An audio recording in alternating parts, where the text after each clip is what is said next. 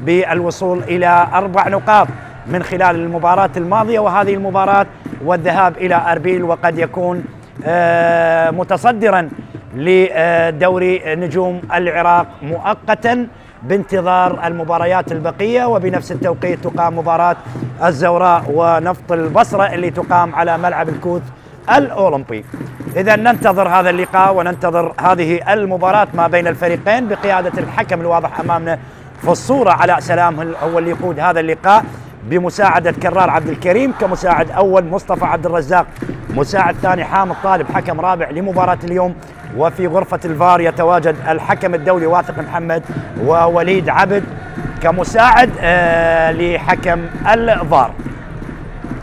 جمهور الميناء، جمهور السفان الحاضر المتواجد المؤازر في ملعب ميسان الأولمبي، وهو يؤازر الفريق على أمل الوصول إلى انتصار الثالث خلال هذا الموسم. ومن خلال الجولة العاشرة الميناء لعب 8 مباريات وهذه المباراة التاسعة لأن عنده مباراة مؤجلة مع الشرطة اللي خسر أيضا في دوري أبطال آسيا النخبة.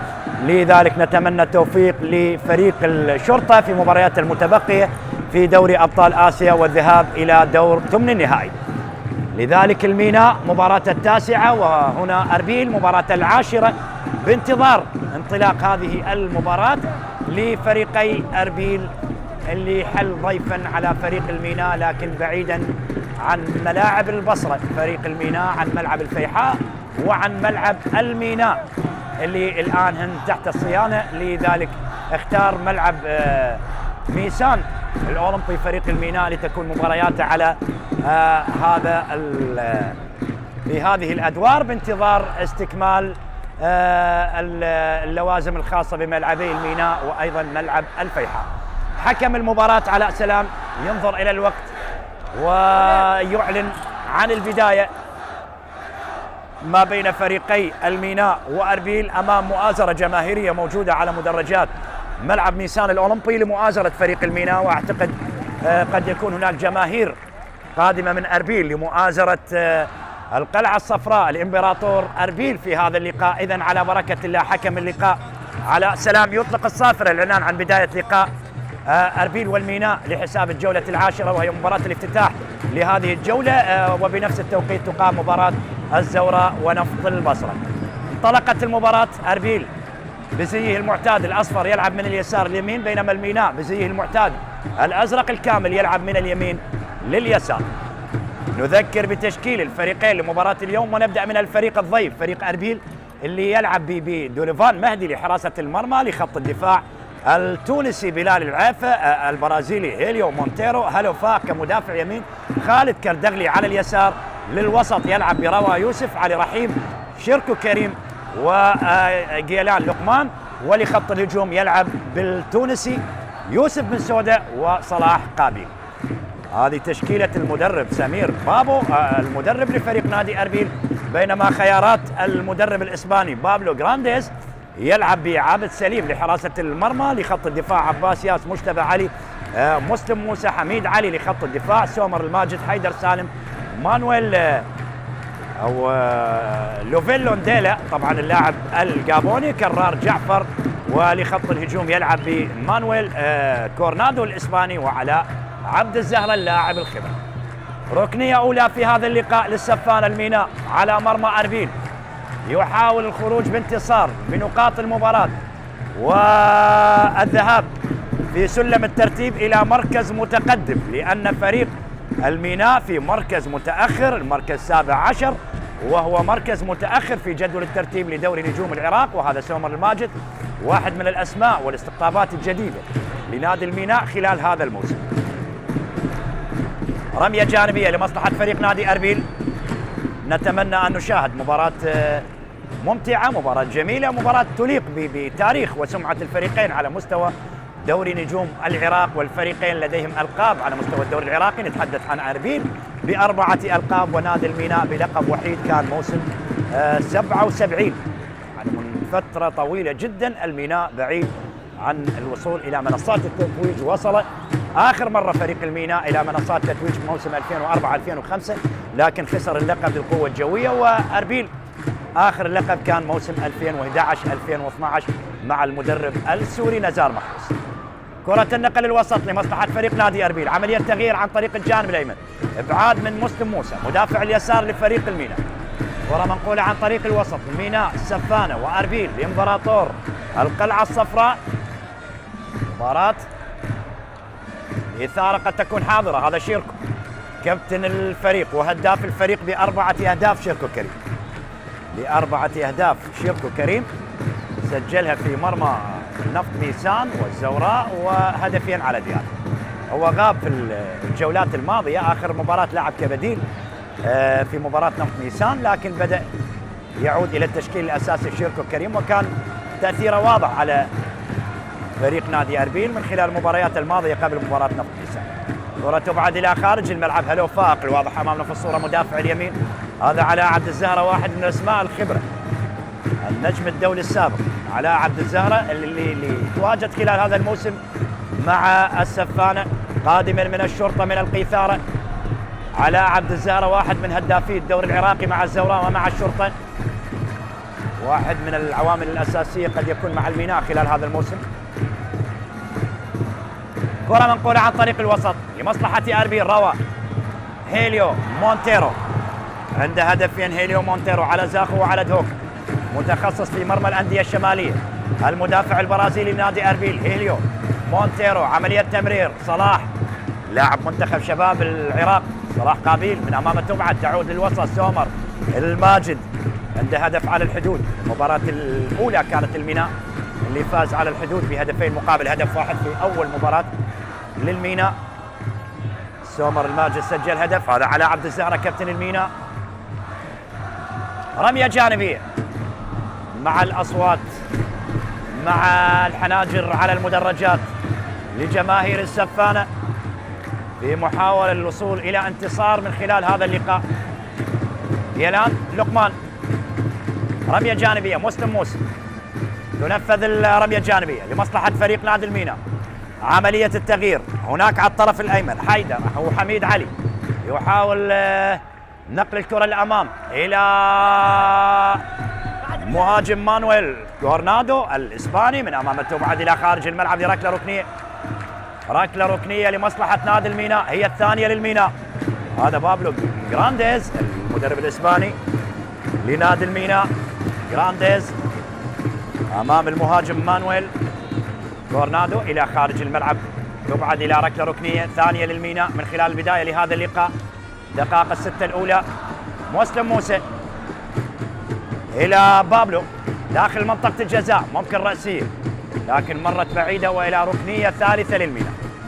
ركنية ثالثة للميناء. يحاول الضغط منذ البداية فريق الميناء على مرمى أربيل، يحاول الضغط منذ البداية على مرمى أربيل للحصول على هدف مبكر في هذا اللقاء. هدف مبكر في هذا اللقاء. تنفذ الركنية لمصلحة الميناء داخل منطقة الجزاء، أكثر من مدافع لأربيل داخل منطقة الجزاء. عملية التحضير مجتبى علي، طبعا هذا سجل هدف في مرماه بالخطأ في المباراة الأخيرة اللي جمعت الفريقين هناك في ملعب فرانسو حريري، وانتهت لصالح الميناء بهدفين مقابل هدف واحد. طبعا هدف أربيل كان عن طريق اللاعب مجتبى علي مدافع الميناء بالخطأ، بينما أهداف الميناء سجلت عن طريق اللاعب كرار جعفر ومحمد جبار شوقي. كرة منقولة الوسط، لوفين لونديلا الجابوني، مسلم على عبد الزهرة، ميناء سفانة وأربيل، ضغط من صلاح، عادت لوفيلو ينقل إلى سومر الماجد، عائدة لمجتبى للوسط لمصلحة فريق الميناء. أكثر استحواذ الميناء، أكثر سيطرة الميناء، أكثر وصول على مرمى أربيل من خلال البداية لهذا اللقاء. على عبد الزهرة المتراجع للوسط، عملية تمرير كرار جعفر اللي قدم موسم استثنائي العام الماضي مع الميناء. كرار المحاولة تستمر، ممكن الآن فريق الميناء على مرمى أربيل داخل منطقة الجزاء مع تقدم لمسلم قريب لمنطقة الجزاء لمرمى أربيل. مسلم لاعب منتخب شباب العراق، مسلم موسى من أمامه تبعد عن طريق جيلان. لقمان لمصلحة فريق أربيل، روى يخسر الكرة لمسلم، يحاول ينقل الكرة داخل منطقة جزاء أربيل لكن تبعد إلى خارج الملعب. رمية جانبية للسفانة للميناء. هل تبحر السفانة في ملعب ميسان؟ المباراة الثانية للميناء على هذا الملعب، تعادلوا مع زاخو بدون أهداف، واليوم يقابل فريق شمالي آخر هو فريق أربيل في هذا اللقاء. مانويل كورنادو، مانويل إسباني يلعب كرة الأمام، عملية الهجوم، المرمى، حلوة اللقطة، حلوة المحاولة. الميناء تسديدة قوية لكن مرت إلى خارج الملعب لركلة مرمى لمصلحة فريق نادي أربيل. دلوفان مهدي حارس القادم من الطلبة،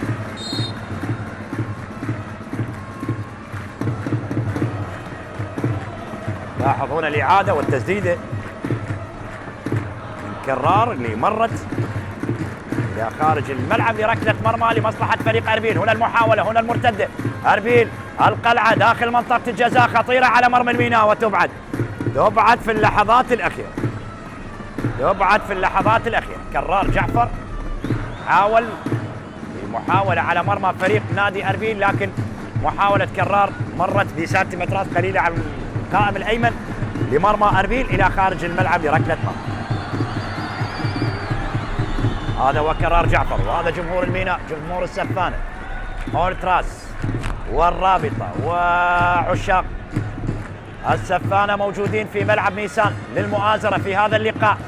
كرة النقل الوسط الآن لأربيل، علي ينقل كرة إلى جهة اليسار، المحاولة بدأ الآن أربيل داخل منطقة الجزاء ووصلت لحارس المرمى عبد السليم. وهنا حكم المباراة يبدو لي إشارة لوجود خطأ. حيدر سالم يتلقى بطاقة صفراء. خالد كردغلي اللاعب السوري، كردغلي مدافع اليسار المتقدم، حاول أن يمر من أمام حيدر سالم، لاحظ الإعادة وكان محظوظ حيدر سالم، أن الكرة كانت قريبة جدا من خط المرمى، وبالتالي ركلة حرة يشير لها حكم المباراة علاء سلام لركلة حرة لصالح نادي أربيل. لاحظ حتى شيرته يشير لحكم المباراة أن الكرة داخل منطقة الجزاء، لكن القرار على سمير بابو مدرب فريق نادي أربيل. نتائج مقبولة تقريبا لأربيل، بدايته كانت متعثرة، المباراة الأولى فاز فيها على ديالى، بعد ذلك جاءت النتائج سلبية لنادي أربيل، بعد ذلك تحسن أداءه وبدأ يقدم أداء جيد ونتائج ممتازة، وبالتالي الآن هو في المركز الرابع فريق نادي أربيل بفارق الأهداف عن الزوراء بنفس الرصيد من النقاط 15 نقطة، لكن المتصدر الآن زاخو بفارق الأهداف عن نادي النفط، لكل فريق 16 نقطة. لذلك الفاز من مباراة أربيل إذا ما فاز أربيل وإذا ما فاز الزوراء سيتسلق سلم الترتيب مؤقتا لجدول الترتيب لدوري نجوم العراق، يعني يصل إلى الصدارة إذا فاز الزوراء على نفط البصرة، وإذا ما فاز أربيل على الميناء أحد الفريقين راح يكون هو المتصدر مؤقتا لجدول الترتيب. ركلة حرة لصالح أربيل، ركلة حرة لأربيل، حكم المباراة يشير اللاعبين داخل منطقة الجزاء. ركلة حرة على القائم الأيمن لمرمى الميناء. أربيل بطاقة صفراء لحيدر سالم، أول بطاقة صفراء تشهر في هذا اللقاء. تنفذ الركلة الحرة داخل منطقة الجزاء. أربيل عملية تسديد تصطدم على عبد الزهرة، المرتدة ممكن من كرار جعفر لكن يخسر كرار جعفر. عادة الوسط الآن لمصلحة فريق نادي أربيل. أربيل عملية تغيير، صلاح بلمسة جميلة، صلاح محاولة تستمر. أربيل يحاول الضغط على مرمى الميناء، بداية كانت للميناء، الآن نشاهد أربيل هو من يهاجم على مرمى فريق الميناء. كرة عادت للوسط من روى العيفة اللاعب التونسي بلال، عملية تغيير اللعب هناك على الطرف الأيسر فريق أربيل. عملية الإبعاد، علاء بالمباشر، حميد علي يحاول أن يمر حميد، هنا خطأ لصالح الميناء، ركلة حرة لصالح الميناء، ركلة حرة مباشرة للسفان. هذا حميد علي يحصل على خطأ، تدخل من شيركو كريم أو كانت من كردغلي. السوري خالد كردم، مدافع اليسار لأربيل يرتكب خطأ. كرة عادت لدفاعات الميناء، عملية تغيير اللعب لجهة اليمين، هدف سيحرك المباراة، هدف سيجعل الأمور مختلفة في قادم اللحظات إذا ما سجل الميناء وإذا ما سجل أربيل. فريقين لديهم إنجاز على مستوى الدوري العراقي، والفريقين يمتلكون أسماء ممتازة، لذلك ننتظر قادم الدقائق للميناء ولأربيل. دلوفان مهدي حارس كبرى، حارس المرمى لأربيل، سبق وأن لعب لزاخو الطلبة. دلوفان مهدي وقادم من الأنيق من الطلبة. بعد هذه المباراة راح تكون مباراة الطلبة والكرخ، واحدة من المباريات المهمة خلال هذه الجولة، لكن تبقى المباراة الأبرز هي مباراة الشرطة وزاخو. زاخو المتصدر، مرور ناجح من كرار، عملية الهجوم للميناء خطيرة على مرمى أربيل، ودولوفان مهدي للمرة الثانية كرار جعفر، يهدد مرمى أربيل. كرار اللاعب المهاري، اللاعب المميز، اللاعب اللي يمتلك مواصفات ممتازة جدا، هذا اللاعب الصغير اللي يحاول أن يطير. كرار بفريق الميناء بأول أهداف المباراة، وتدخل لحارس المرمى دلوفان مهدي بإنقاذ من أمام كرار جعفر لاعب الوسط لفريق الميناء. كرار لاعب مهاري، لاعب ممتاز. هنا مانويل كورنادو على التنفيذ الركنية الرابعة لمصلحة فريق نادي الميناء على مرمى أربيل، تبعد من حارس المرمى دولوفان مهدي.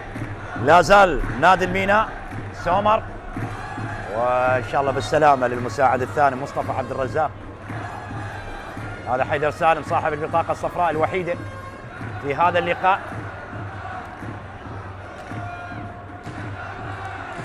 ربع ساعة مرت والتعادل بدون أهداف ما بين الفريقين أربيل والميناء. حيدر سالم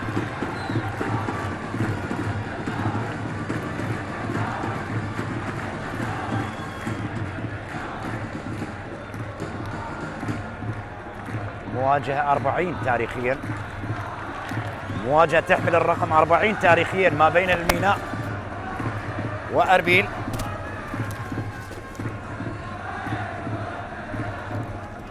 كرة عن طريق الوسط لصالح نادي أربيل، عملية تغيير.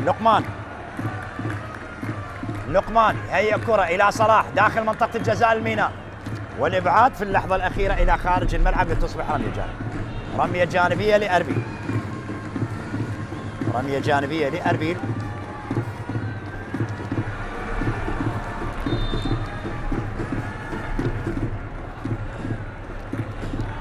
الو فاق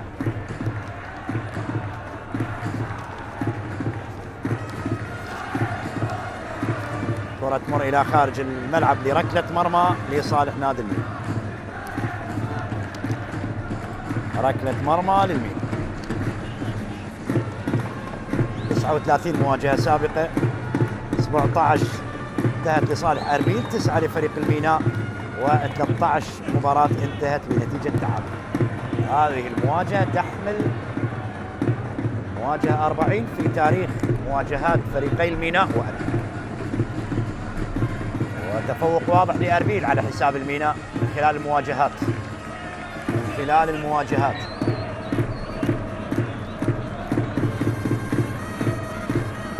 وصلت لدولوفان مهدي حارس المرمى. أول مواجهة كانت عام 87-88، وهذا كان أول موسم تواجد فريق نادي أربيل في الدوري العراقي. لاحظ هذه الإعادة والتمرير اللي كانت عن طريق اللاعب مانويل كورنادو لكرار جعفر، لكن قصر القامة لكرار لم يستطع الوصول لهذه الكرة. لوفين لونديلا لاعب الوسط، أول مواجهة 87-88 انتهت لأربيل 2-1. طارق عبد الرحمن اللاعب التاريخي لفريق أربيل هو من سجل هدفي فريق أربيل، بينما هدف الميناء سجل عن طريق اللاعب نزار عبد الزاق. أول مواجهة انتهت 2-1 لأربيل على حساب الميناء، لكن آخر مواجهة الموسم الماضي انتهت 2-1 للميناء. محمد شوكان وكرار جعفر، وبينما مجتبى على عبد الزهرة الخبرة، على يسجل أول أهداف المباراة للميناء. أول أهداف على عبد الزهرة بقميص الميناء خلال هذا الموسم، يسجل هدف أول بعد متابعة جيدة بكرة كرار جعفر، كرة زاحفة لم تجد متابعة لمدافعي فريق أربيل، وعلى عبد الزهرة يضعها في المرمى ليسجل أول أهداف المباراة للميناء على حساب أربيل. لاحظ الإعادة كرار غير متسلل ومتابعة من على عبد الزهرة، يسجل هدف أول لفريق الميناء في مرمى أربيل. على عبد الزهرة يسجل هدف أول للميناء في مرمى أربيل، وهو أول أهداف على عبد الزهرة بقميص الميناء. لأول مرة في تاريخ هذا اللاعب يتواجد مع الميناء ويسجل أول أهدافه مع الميناء خلال هذا الموسم. إذن اللاعب الخبرة، اللاعب الدولي السابق، اللاعب الكبير على عبد الزهرة يضع أول أهداف المباراة للميناء في مرمى أربيل. 1-0 أصبحت النتيجة الآن، دقيقة 18 على عبد الزهرة يسجل لفريق الميناء. هناك عودة إلى الفار، هل كرار جعفر متسلل؟ لكن أعتقد كرار جعفر ما كان متسلل، لأن كانت هناك تغطية من اللاعب هيليو مونتيرو مدافع البرازيلي لأربيل، لذلك ننتظر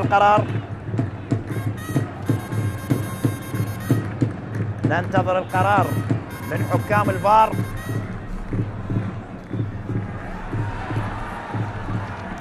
لا زلنا بانتظار القرار. الميناء، هل هناك فرحة؟ إذن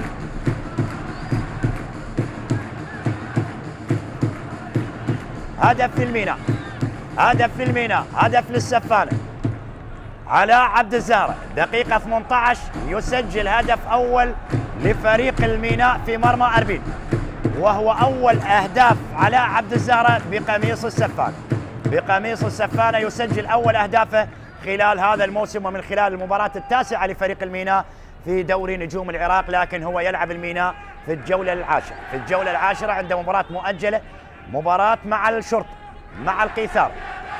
هدف الميناء، لا شيء لأربيل. مسلم موسى، عملية التغيير، حميد علي، كنترول ممتاز من حميد، لكن من أمامه بعد حميد. عادت لفريق أربيل، هل نشاهد ردة الفعل لأربيل للقلعة الصفراء؟ هل يعدل النتيجة؟ هل يصل إلى هدف تعادل؟ هذا شيركو داخل منطقة الجزاء، المحاولة مستمرة لأربيل. هل هناك راية بوجود ركلة مرمى؟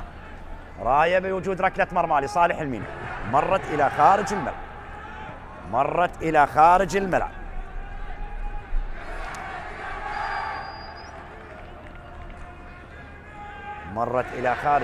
هذا على عبد الزهرة صاحب هدف المباراة الوحيد. لوفيلو أنديلا لاعب الجابوني بلاد أوباميانغ، لاعب الكبير، لاعب العالمي طبعا أوباميانغ اللاعب الجابوني، ولدينا لوفيلو من الجابون، جمهورية الجابون.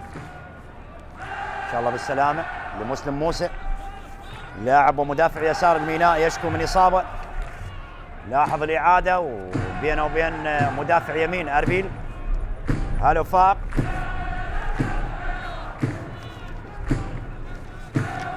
لاحظ المؤازرة منذ بداية المباراة ولغاية الآن. هذا سمير بابو مدرب فريق نادي أربيل.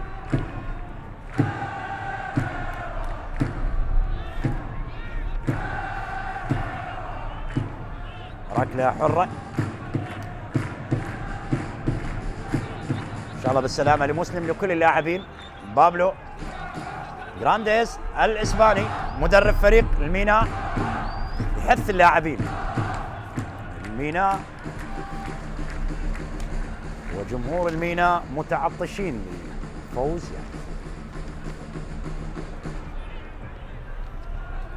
لذلك الطموحات تبقى كبيرة أيضا لأربيل اللي يحاول الوصول إلى الصدارة. إذا ما فاز في هذا اللقاء مؤقتا سيجتاز زاخو وأيضا النفط ما حقق الانتصار، لكن الميناء أيضا تبقى طموحاته كبيرة، الانتصار ثالث والوصول إلى النقطة 11 والابتعاد عن المراكز الأخيرة. على عبد الزارع يحاول يغير اللعب لجهة اليمين، الميناء لا زال يهاجم على مرمى أربيل، يريد أن يصل إلى هدف ثاني، هدف ثاني يؤمن على النتيجة. هذا حميد علي، حميد علي مدافع اليمين يحصل على خطأ مع وجود ركلة حرة لمصلحة فريق نادي الميناء. ركلة حرة للسفانة، ركلة حرة مباشرة للميناء.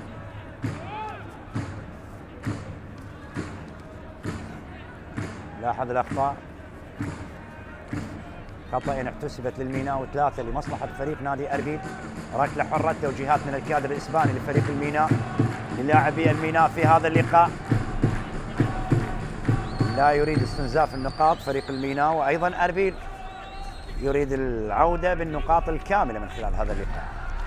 لكن الميناء اللي بدأ الدقائق الأولى بشكل ممتاز، بعد ذلك شاهدنا ردة فعل لفريق أربيل، استطاع أن يصل إلى مرمى الميناء في عدة محاولات. بعدها الميناء من بعض الكرات الخطيرة وكانت عن طريق اللاعب كرار جعفر، وهنا على والحارس دوليفان، الحارس دوليفان على عبد الزارع من كرة ثابتة، حاول على مرمى أربيل.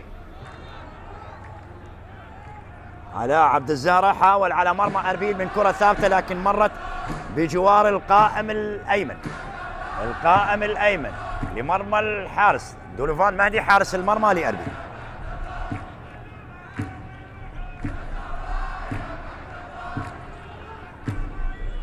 كرة النقل عن طريق الجانب الأيمن، عادت لدفاعات أربيل. أربيل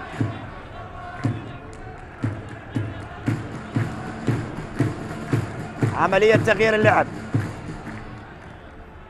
لمصلحة فريق أربيل، تدخل عن طريق مجتبى علي، الكرة الوسط لكن بشكل خاطئ، روى جيلان لقمان، تهيئة الكرة عن طريق الجانب الأيمن أقرب لهلو فاق، يعيد الوسط هلو، محاولة تبقى قائمة لفريق أربيل، روى عملية تغيير إلى خالد كردغلي، هي الكرة الأمام خالد كردغلي، محاولة تبقى لأربيل عن طريق الجانب الأيسر، اعتماد بشكل كبير على جهة اليسار. فريق أربيل يحاول دائما تنويع اللعب، لكن جهة اليسار هي الأكثر فاعلية بالنسبة لفريق أربيل. هذا علي رحيم داخل منطقة الجزاء، وهلو فاق الرأسية مرت إلى خارج الملعب.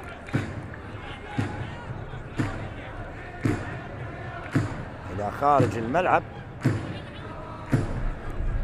لركلة مرمى. لاحظ هنا تسديدة على عبد الزهرة اللي مرت بجوار القائم الأيمن لمرمى أربيل، تسديدة على عبد الزهرة، على عبد السليم حارس المرمى، بعاد من هلو فاق، كرار جعفر حاول يهيئ الكرة إلى مديلا، من أمام مديلا عملية الهجوم، جيلان داخل منطقة الجزاء، وبن سودة، بن سودة التونسي يوسف بن سودة حاول الوصول لهذه الكرة، لكن مرت سريعة على بن سودة اللاعب التونسي، ووصلت لحارس المرمى عبد السليم. عبد السليم حارس المرمى للميناء، عادت الوسط لمصلحة فريق أربيل، لا وجود لخطأ، حكم المباراة يشير بالاستمرار. لوفيلو ديلا، هي الكرة إلى سومر الماجد، حكم المباراة أيضا يشير لاستمرارية اللعب. عملية المرور من علي رحيم، علي يحاول تغيير اللعب إلى جهة يسار إلى صلاح، صلاح قابيل، هل يعدل لفريق أربيل؟ صلاح مر بهذه الطريقة وسدد، لكن وصلت لدفاعات الميناء، لدفاعات الميناء. كرار يقع الكرة الأمام إلى ليوناردو لكرار جعفر، لكن كرة مانويل كورنادو لم تصل بالشكل المطلوب. هذا روى مر بهذه الطريقة، روى يحاول أن يهيئ كرة الأمام، جيلان لقمان اللي يتركها لبن سودة، بن سودة يحاول أن يمر، بن سودة يقع الكرة داخل منطقة جزاء نادي الميناء، عملية الإبعاد. أربيل الآن بدأ يستحوذ، يصل إلى مرمى فريق الميناء، يريد أن يعدل النتيجة، يريد أن يعدل النتيجة في هذه اللحظات.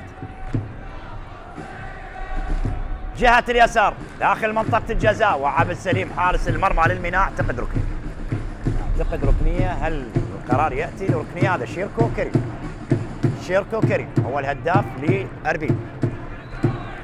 4 أهداف، غاب عن عدة مباريات لفريق نادي أربيل، يحاول أن يستعيد وضعه الطبيعي شيركو كريم مع فريق نادي أربيل.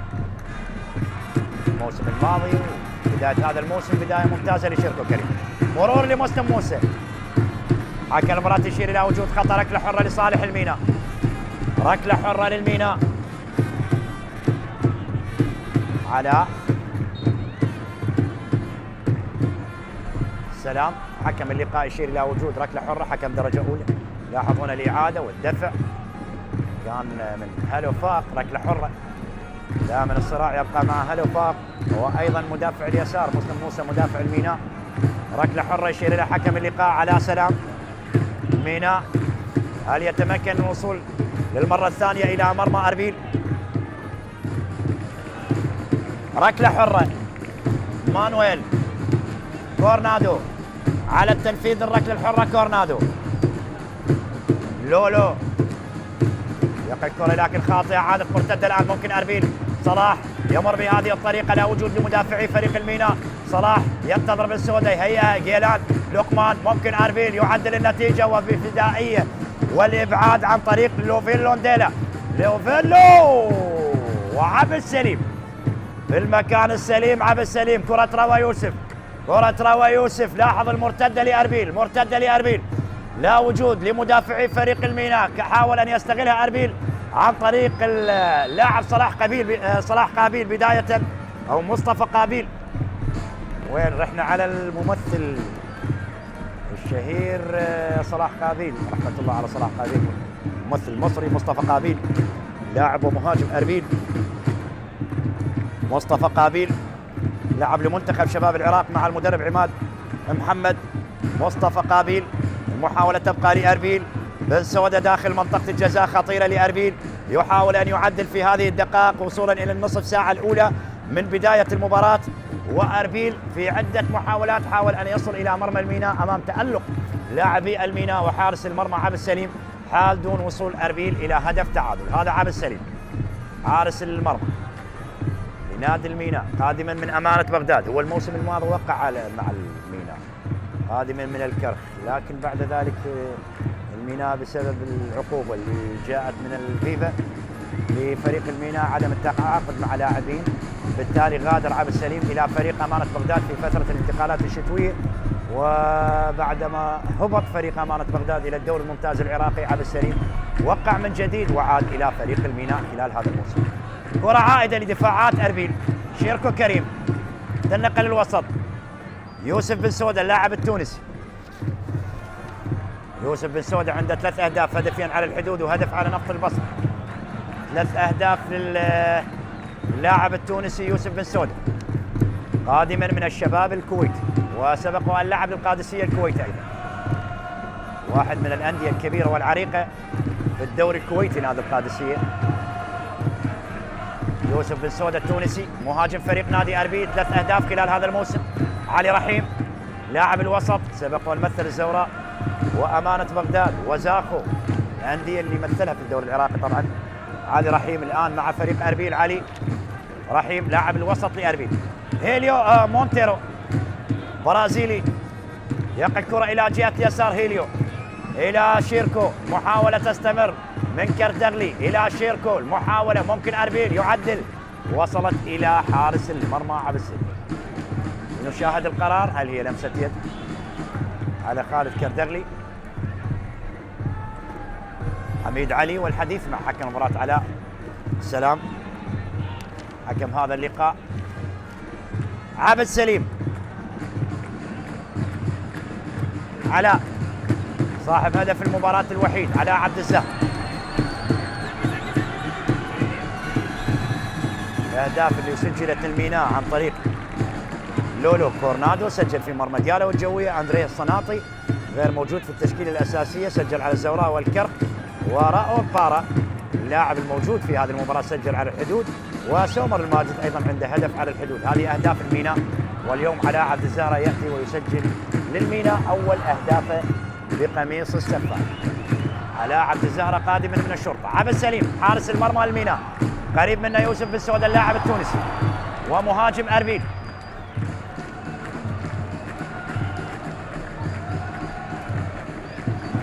بالمباشر الميناء عباس ياس جهة اليسار، مسلم موسى قطع من امام مسلم عن طريق هلو فار. عادة الدفاعات بلال العف اللاعب التونسي قلب الدفاع لنادي اربيل. عملية تغيير من علي رحيم، هناك على الطرف الايسر كردغلي واحد من نسور قاسيون خالد كردغلي اللاعب الدولي السابق للمنتخب السوري داخل منطقة الجزاء، ومرت الى ركنية، مرت الى ركنية لاربيل، ركنية لاربيل. مجتبى علي آخر مباراة سجل بالخطأ في مرمى فريق الميناء، لكن انتهت للميناء الموسم الماضي. الذهاب انتهت 3-0 لفريق أربيل في ملعب الفيحاء. وفي مباراة الإياب هناك في فرانسو حرير الميناء هو من سجل الانتصار على أربيل 2-1. كرة النقل لقمان جيلان داخل منطقة جزاء الميناء، ومرت إلى خارج الملعب لركلة مرمى. خالد كردغلي اللي دائما يساند بالهجمة عن طريق الجانب الأيسر، لكن حميد علي دافع اليمين. لاحظ هنا الإعادة لهدف الميناء بداية علاء ومن ثم كرار جعفر اللي هيا كرة داخل منطقة الست ياردات، ويكملها علاء عبد الزهرة داخل المرمى، معلنا عن تسجيل فريق الميناء أول أهداف اللقاء. هيليو مونتيرو برازيلي يحاول التقدم. هيليو الكرة للأمام، عملية الهجوم لأربيل داخل منطقة الجزاء، وصلت لحارس المرمى عبد السليم حارس المرمى.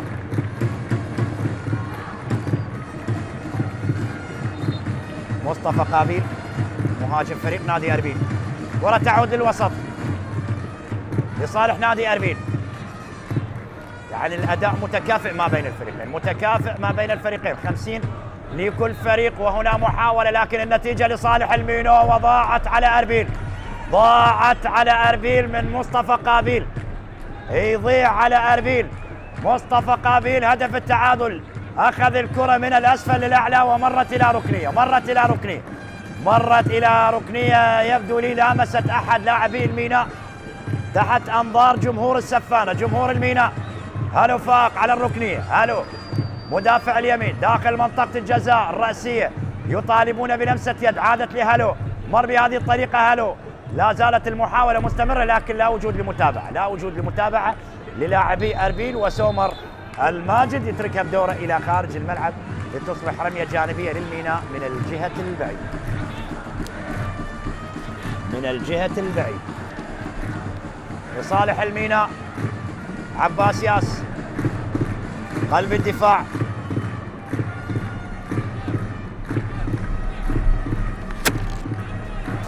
عباس ياس قلب الدفاع للميناء. سومر جهة اليمين حميد، الكرة للوسط عباس ياس، مر بهذه الطريقة عباس يغير اللعب لجهة يمين، المحاولة تستمر. حميد قريب منه كرار لكن فضل التمرير لعلاء، مرت على علاء بعد التدخل لهيليو.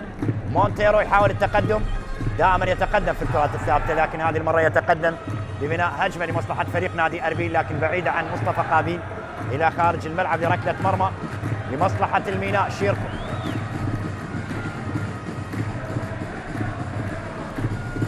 نظرة من شيركو على النتيجة، على الأداء، على الثلاث نقاط، على الصدارة.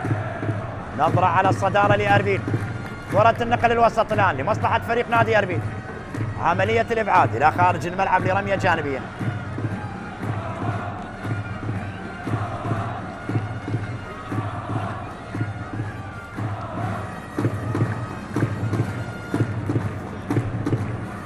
سلامات لراؤول.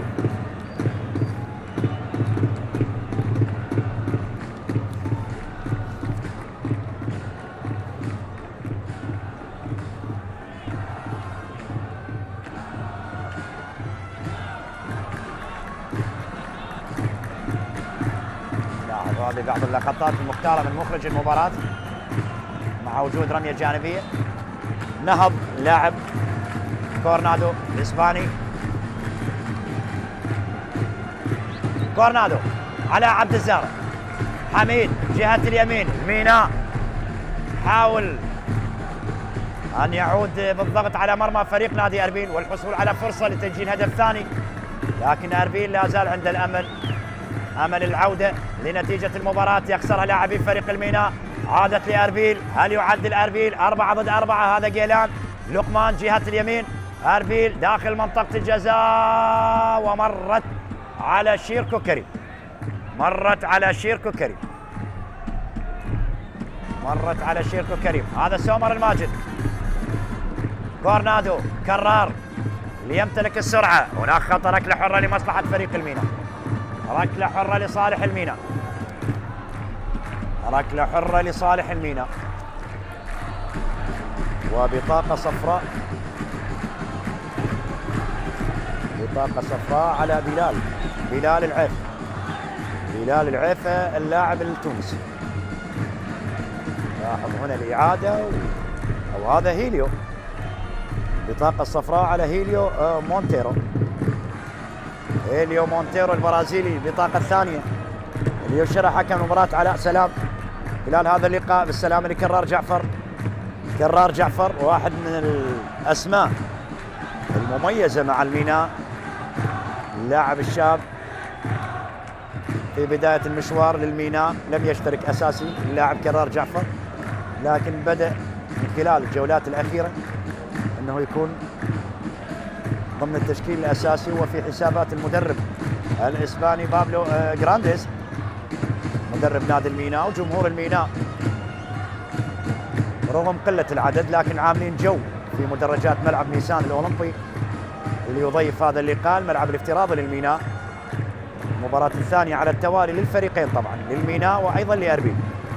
الميناء على هذا الملعب تعادل مع زاخو، وأربيل على هذا الملعب تعادل مع نادي نفط نيسان.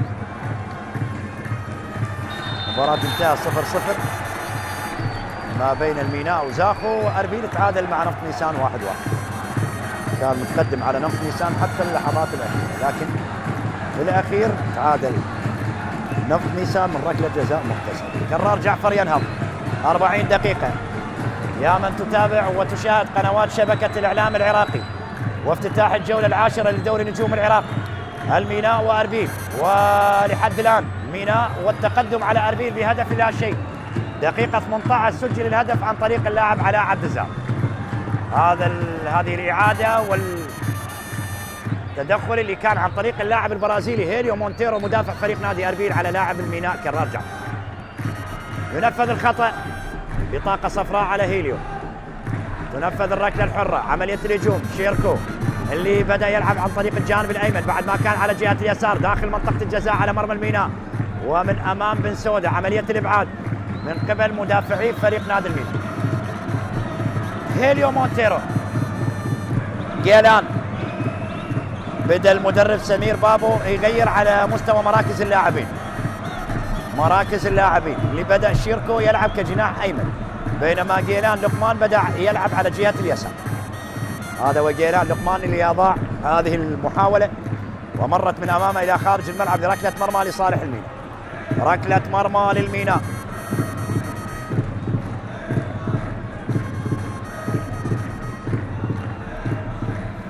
كورنادو،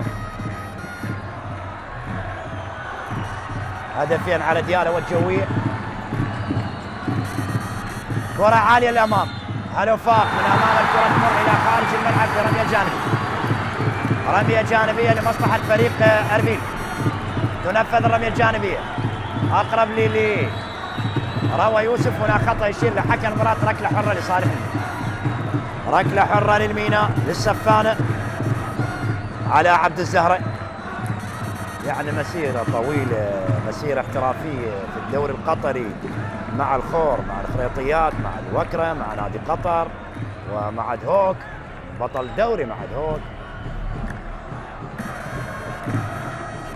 مع الأندية الإيرانية، مع تراكتور سازي، مع الشرطة، مع الزوراء. اليوم يتواجد مع المينا. مسيرة حافلة بالنجاحات لعلاء عبد الزهرة، مهاجم المينا، صاحب هدف المباراة الوحيد عباس ياس. عملية تنفيذ من عباس عادت للاعبين فريق نادي أربيل، محاولة عن طريق المنتصف، وهنا خطأ لصالح نادي المينا. حميد علي عند الخيارات مع التغييرات خلال الشوط الثاني بالنسبة لمدرب أربيل سمير بابو، وأيضا لمدرب فريق نادي المينا بابلو غراندايز الإسباني. جيلان، عملية الإبعاد من مجتبى علي، روى يوسف إلى علي رحيم، خطأ لمصلحة فريق نادي أربيل، سحب واضح، ركلة حرة. هذا هو علي رحيم، ألق بشكل كبير مع الزوراء، أيام النجاحات مع الزوراء علي رحيم. هنا الخطأ على علاء عبد الزهرة. طبعا آخر 3 ألقاب للشرطة المتتالية علاء عبد الزهرة موجود مع الشرطة. بابلو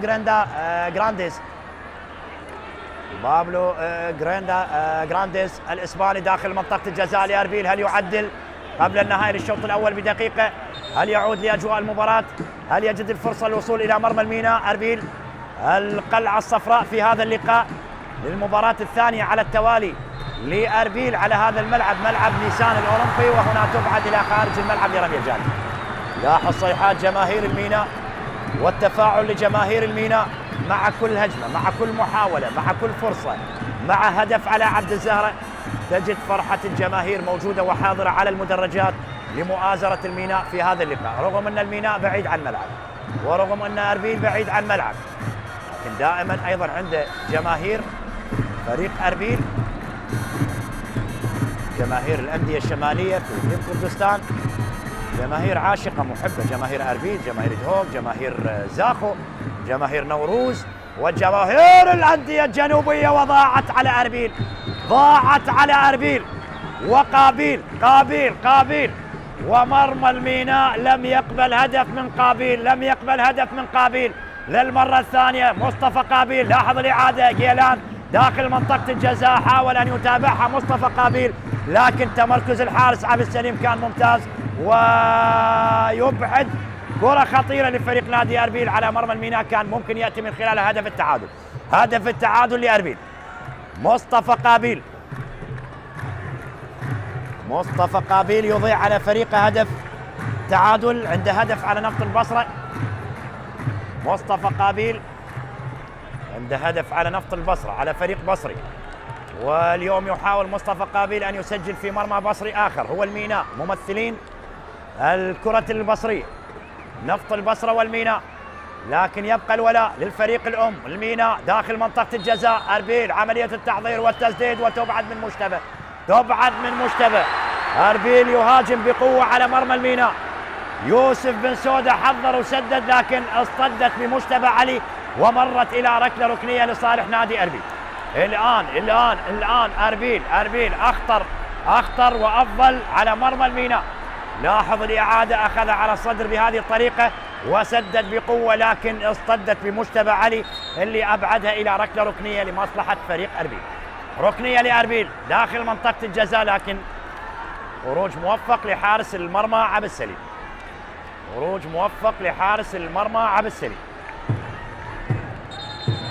عبد السليم شوط أول جيد، شوط أول ممتاز، شاهدنا فيه الفرص، أداء ممتاز من كلا الفريقين في هذا اللقاء. فرص سنحت للفريقين لأربيل والميناء. الميناء استغل واحدة من الفرص وسجل هدف، وأربيل لم يستغل الفرص اللي سنحت له عن طريق اللاعب مصطفى قابيل، وأيضا بن سودة وجيلان لقمان، وبطاقة صفراء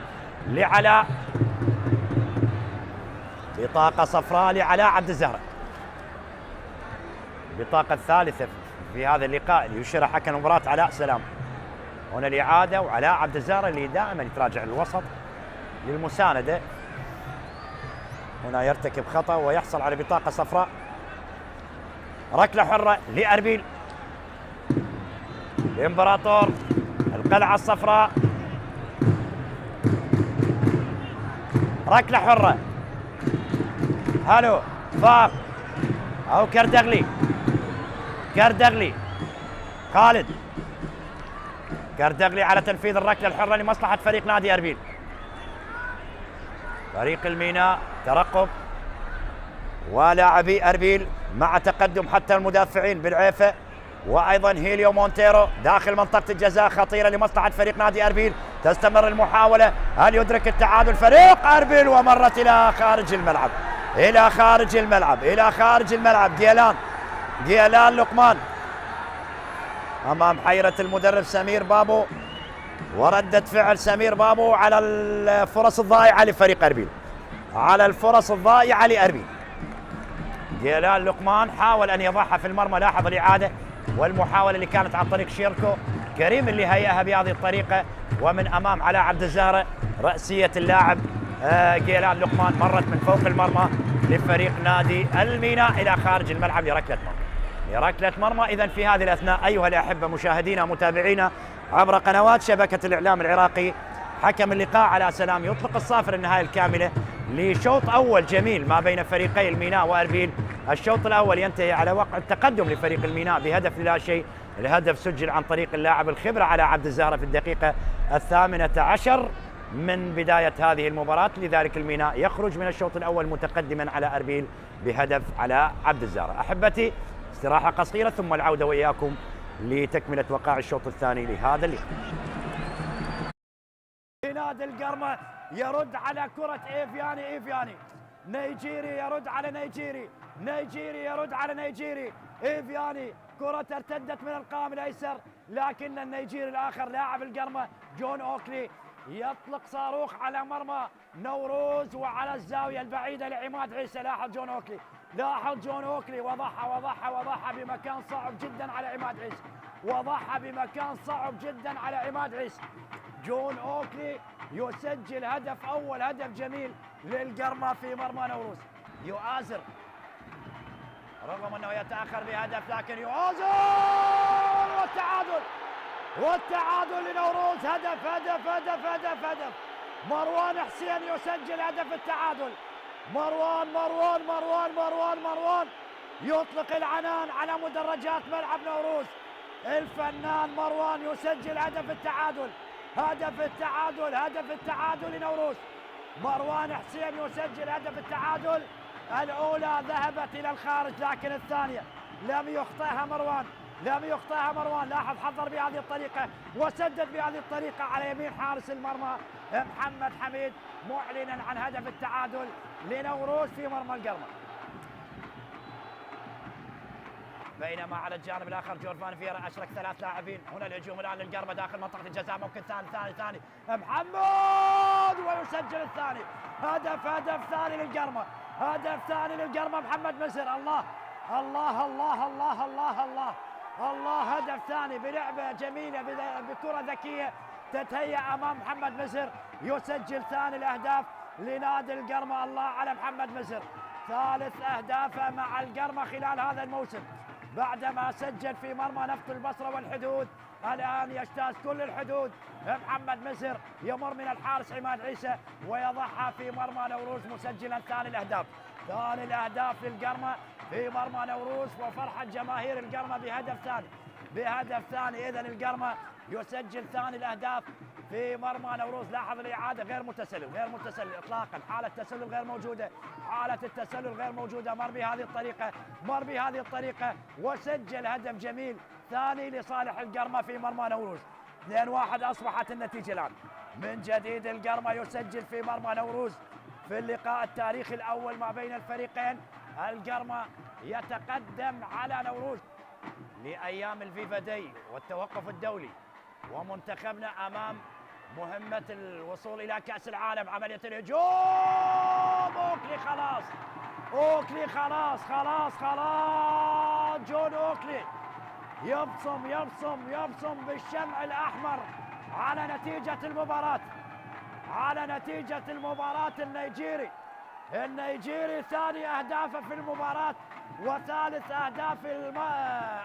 أهداف القرمة في مرمى نوروز. جون أوكلي نجم المباراة النيجيري النسر النيجيري يطير بالقرمة بالثلاث نقاط في هذه المباراة. النسر النيجيري مع صقور الغربية، ثالث أهداف القرمة بطريقة جميلة وعلى الزاوية البعيدة لعماد عيسى، يسجل ثالث أهداف القرمة ورابع أهدافه جون أوكلي اللاعب النيجيري. برافو، يتعدى من اللاعب الثاني، تلعب خطرة وجول. أبو طه مهند أبو طه يسجل الهدف رقم 1000 في دوري نجوم العراق. مهند أبو طه يسجل الهدف رقم 1000 في دوري نجوم العراق في موسمين، والهدف رقم 128 هذا الموسم، والأول في هذه المباراة بالدقيقة 39 من عمر المباراة.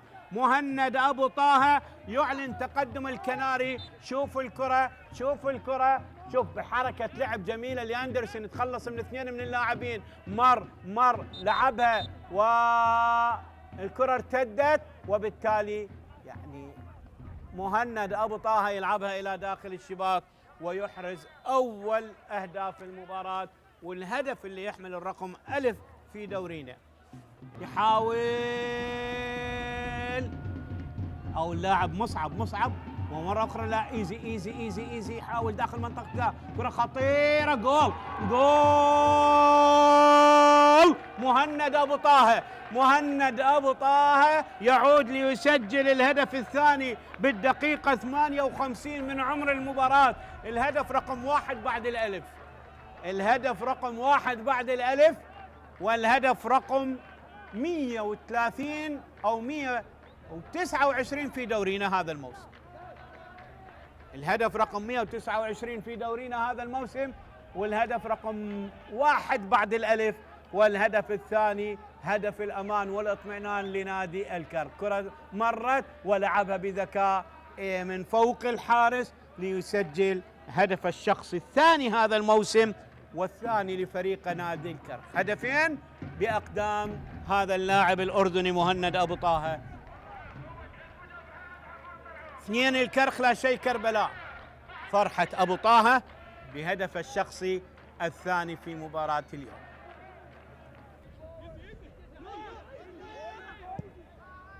وخطر عبد القادر، جول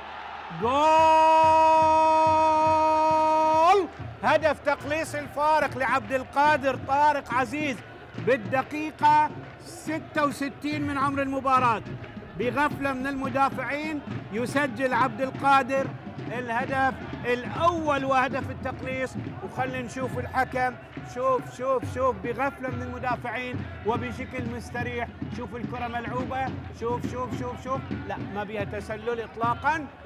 تسلل إطلاقا، ورأسية حلوة من عبد القادر طارق اللي يسجل هدف الشخص الثاني بعد أن سجل هدف الأول في شباك الميناء.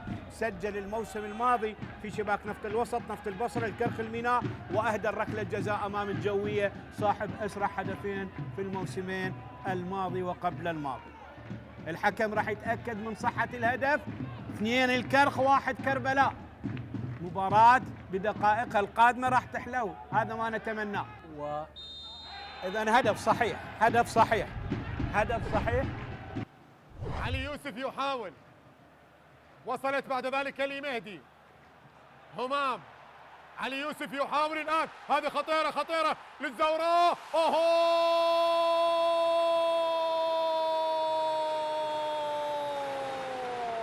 الله،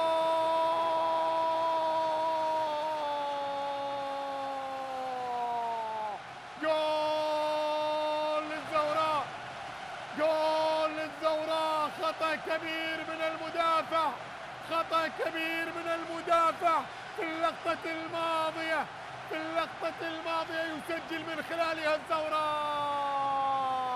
يسجل من خلالها الزوراء في الوقت المضاف. سجل الزوراء، ظهر علي يوسف وسجل الكرة الخطيرة الأولى للزوراء من خلال هذه المباراة، يسجل من خلالها. شوف همام عاد بالكرة، كانت قصيرة يا رجل، كانت قصيرة يا رجل. وبالتالي علي يوسف اللي ما كذب خبر، اللي ما كذب خبر، ولا يرفض الهدايا، ولا يرفض الهدايا. يسجل علي يوسف كرة في قلب المرمى ليتقدم الزوراء بأول أهداف في المباراة. جول للزوراء مقابل لا شيء للطلبة الآن. كذلك تمني النفس بالأفضل هنا. بنيامين خطيرة،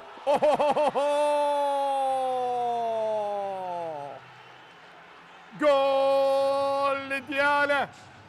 بنيامين أكور، بنيامين هدف للبرتقالي. استلم الكرة وتقدم فيها. شوف هنا الإعادة، إذا ما كان اللاعب متسلل طبعا حكام الفار، ولكنه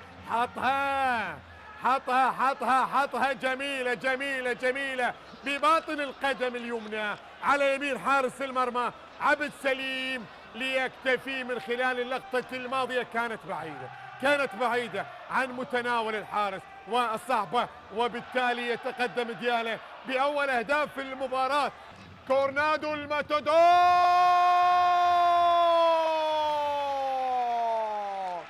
حطها الإسباني، حطها الماتادور. التعادل، هدف التعادل، وفرحة كبيرة بالنسبة لبابلو جرانديز وكذلك مانويل لولو كورنادو اللي سجل هدف التعادل.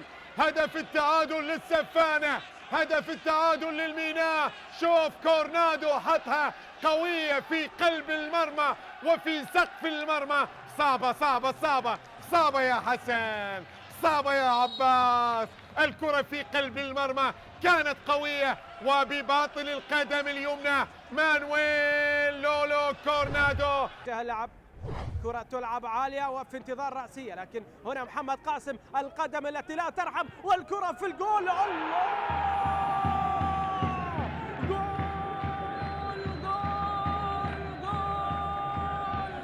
الأهداف تأتي وتسجل عن طريق الاختصاص. محمد قاسم مر وعبر وسدد كرة لافة على يمين صقر عجيل، ولو طار صقر شاهين لا يمكن أن يصد ويرد هذه الكرة ويصل إليها هذه الكرة وهذه المحاولة إلى خارج أرضية الملعب.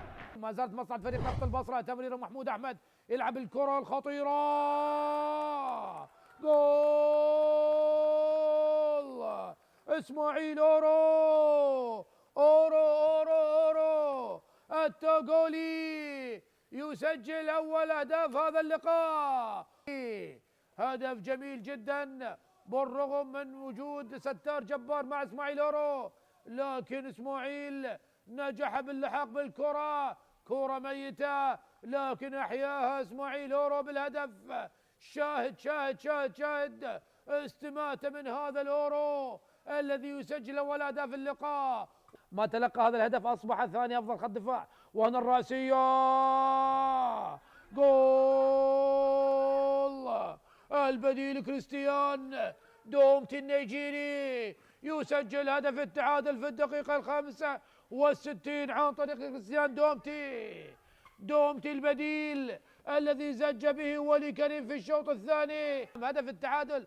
شاهد التمريرة كانت جميلة من سجاد خليل، من دومتي إلى سجاد، ومن سجاد إلى دومتي. 1-2 جميلة، وبالرأس من دومتي سكنت شباك الحارس مجتبى محمد الذي كان يمني النفس أن تخرج شباكه نظيفة في هذه المباراة. لكن رأسية صعبة، والقائم تعاطف مع هذا النيجيري صاحب 28 عام. أورو يتقدم، أورو يبحث عن الثاني، إسماعيل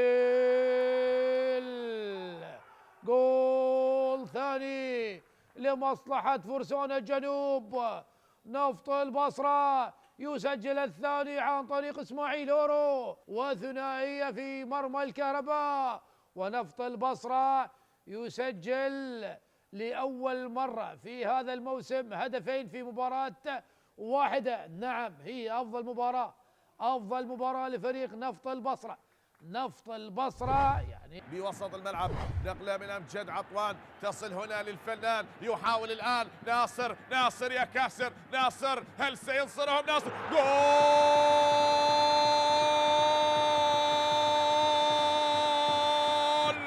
ناصر ناصر ناصر أول أهداف اللقاء. ناصر تهيأت هذه الكرة وحاول العبور، شاهد تلاعب بالدفاعات ووضعها من تحت أقدام الحارس وسجل أول أهداف المباراة. ناصر يا ناصر أول أهداف المباراة لنادي زاخو. عنده هدف من هذا المكان في شباك المنتخب الإيراني. هذه كرة عدت جول!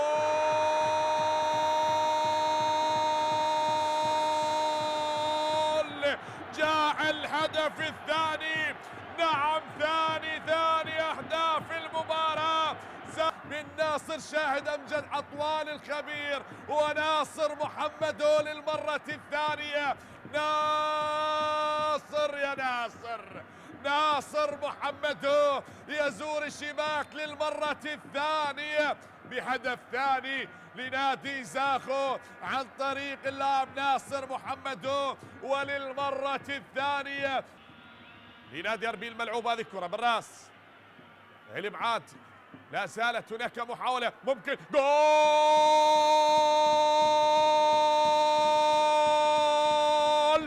عادت لكتيبة الامبراطور، عادت ندية المباراة. ذكرتها وقلتها، هدف يحرك المياه الراكدة ويعيد الأمور لنادي أربيل، وعادت البسمة على وجوه الجماهير هنا الحاضرة بملعب زاخو. شاهد هنا الراسية وهنا الارتقاء لابعاد الموسيس، وهيليو مونتيرو أسكنها الشباك وقلص نتيجة المباراة. أصبحت الآن بهدفين مقابل هدف من البرازيلي. هيليو مونتيرو يسجل الهدف الأول لفريقه وتصبح نتيجة المباراة 2 أربيل 1. عادت الكرة هناك في ديربي مثير، وعادت هنا لأمجد. أحمد زامل يحاول العبور، أحمد زامل هل يفعلها؟ هل ينهي الأمور؟ هنا عطوان، هنا الفنان يا عطوان، يا فنان يا فنان يا أمجد يا عطوان، يا أمجد يا عطوان يلهي الآمال باللحظات الأخيرة. أمجد عطوان بهدف ثالث بالمباراة، أسيست مر بهذه الكرة وعد هناك بعد أن وصلت من أحمد زامل. حاول بهذه الكرة أحمد زامل، شاهد أراد أن يتلاعب بالدفاعات وهيئ الكرة لعطوان، ويا له برود أعصابك يا فنان يا عطوان. والهدف الثالث بالمباراة من اللاعب أمجد عطوان. نعم يسجل الهدف الثالث في المباراة والشخص السابع لأمجد عطوان بهذه المباراة. أصبحت الآن ب3 أهداف مقابل هدف وحيد. الثالث من أمجد عطوان يسجل الهدف الثالث بالمباراة.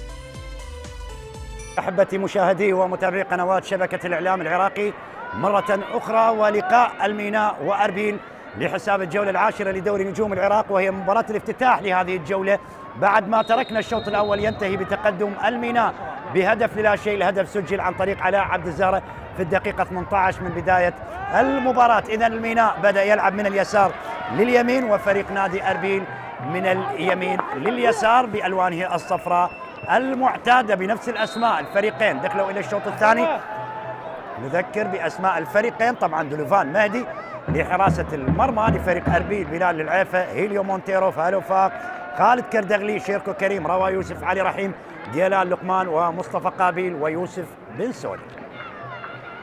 والمدرب سمير بابو مدرب فريق نادي أربيل. لم يجري أي تغيير على مستوى التشكيل، ونفس الحال ينطبق على الإسباني بابلو جرانديز مدرب فريق الميناء، بعبد السليم، مجتبى علي، مسلم موسى، عباس ياس، حميد علي، سومر الماجد، حيدر سالم، مانويل كورنادو، ولوفيلو نديلا، وكرار جعفر، وعلاء عبد الزهر. كرة عن طريق الجانب الأيمن لمصلحة فريق أربيل، مرور ناجح من هلو فاق، ينقل كرة الأمام هلو فاق، محاولة تبقى لأربيل عن طريق الجانب الأيمن، عملية تغيير لجهة اليسار، خالد كردغلي، خالد مدافع اليسار لأربيل، تعود للوسط، محاولة لشيركو كريم، الوسط هنا حميد علي. حكم المباراة يشير إلى وجود ركلة حرة لمصلحة فريق نادي أربيل. ينفذ الخطأ، علي رحيم، عملية تغيير للوسط لمصلحة فريق أربيل، لمسة يد على سومر الماجد، لمسة يد على سومر الماجد، لاعب الوسط للميناء سومر الماجد. هنا خالد كردغلي الواضح أمامنا في الصورة مدافع اليسار لأربيل، ينفذ الخطأ، وصلت لشيركو كريم، شيركو يحاول يهيئ كرة داخل منطقة الجزاء للميناء مع تدخل لمسلم موسى، مسلم قريب لمرمى الميناء، تبعد إلى خارج الملعب رمية جانبية من الجهة البعيدة لمصلحة الفريق نادي. هلو فاق، شيركو يعيدها إلى هلو لشيركو، لكن قريبا للاعب الوسط لاعب ديلا الجابوني، يلعب كرة الأمام الجابوني لكن خاطئة، عادت لمصلحة فريق نادي أربيل اللي يضغط منذ البداية على مرمى فريق الميناء من خلال اللحظات الأولى للشوط الثاني. مرمى الميناء وصلت لحارس المرمى أو لركلة مرمى لصالح الميناء، هذا مجتبى علي. مجتبى علي قدم شوط أول ممتاز في خط الدفاع بالنسبة لفريق الميناء. هنا بابلو جرانديز، لاحظ هنا الإعادة، خالد كردغلي حاول وصول الكرة قبل وصول لاعب مجتبى علي لكن طارت على خالد كردغلي إلى خارج الملعب. ركلة مرمى الميناء، تنفذ ركلة المرمى، بداية ممتازة لفريق نادي أربيل والضغط على مرمى الميناء اللي بدأ متراجعا من خلال هذه الدقائق الأولى للشوط الثاني أمام محاولات أربيل. هذا خالد كردغلي، اصطدت بخالد، رمية جانبية لصالح نادي أربيل أمام اعتراض جرانديز مدرب الميناء الإسباني. رمية جانبية، شيركو، أربيل هل يستطيع العودة؟ هل يستطيع أن يعدل ويفكر بنتيجة المباراة والثلاث نقاط نفس التوقيت؟ الأول بين الزوراء ونفط البصر انتهى بالتعادل بدون أهداف، لذلك أربيل عند الفرصة لاعتلاء الصدارة إذا ما حقق الانتصار وقلب الطاولة على الميناء، لكن الميناء هو الآخر بأمس الحاجة للانتصار في هذا اللقاء وللثلاث نقاط، يتقدم إلى مركز جديد في حال تحقيق الفوز في هذه المباراة على حساب أربيل. طموحات تبقى قائمة ومشروعة لكل الفرق اللي ستلعب خلال هذه الجولة.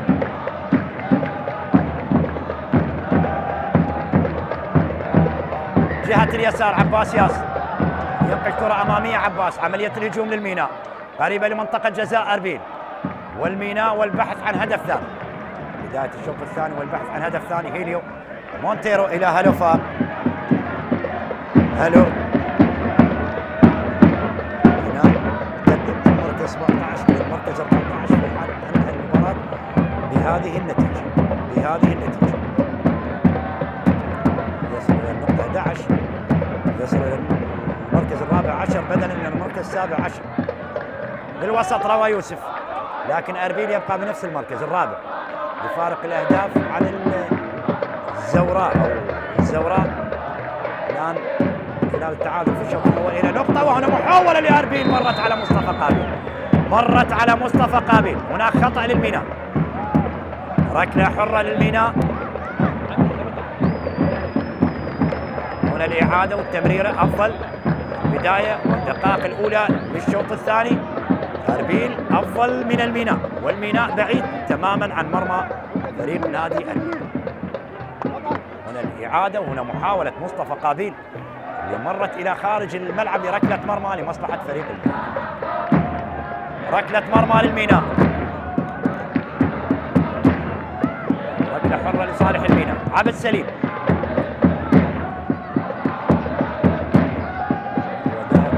الموسم قبل الماضي كان مع الميناء، بعد ذهب على سبيل الإعارة من الميناء إلى أمانة بغداد. هذا الموسم يعود إعارة من أمانة بغداد إلى الميناء.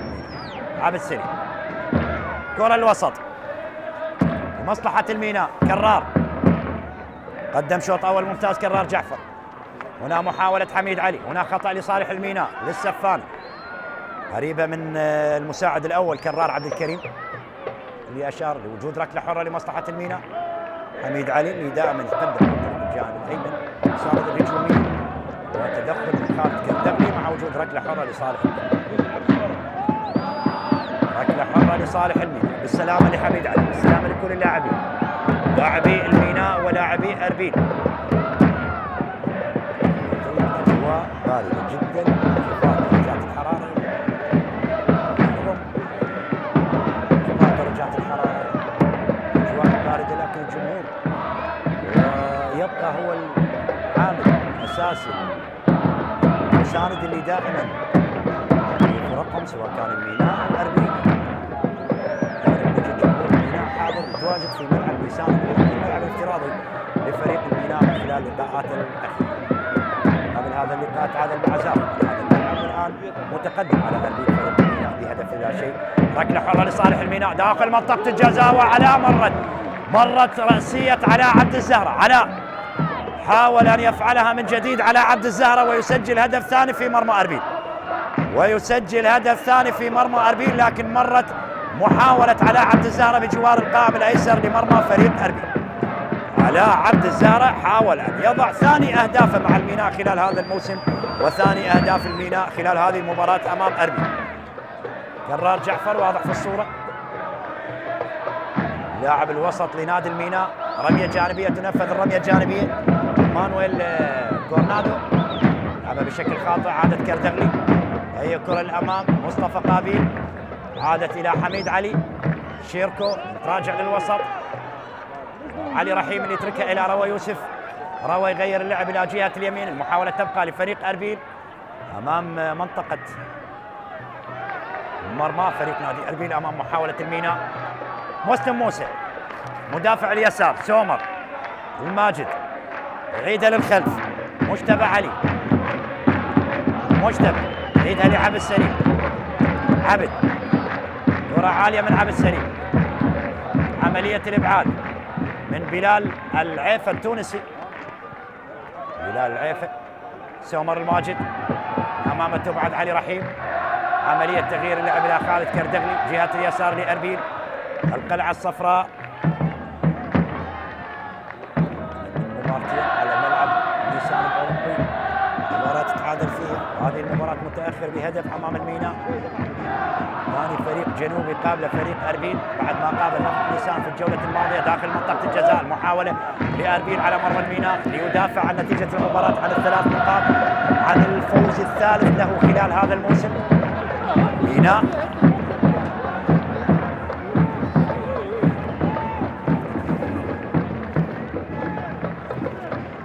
عادت لدفاعات أربيل.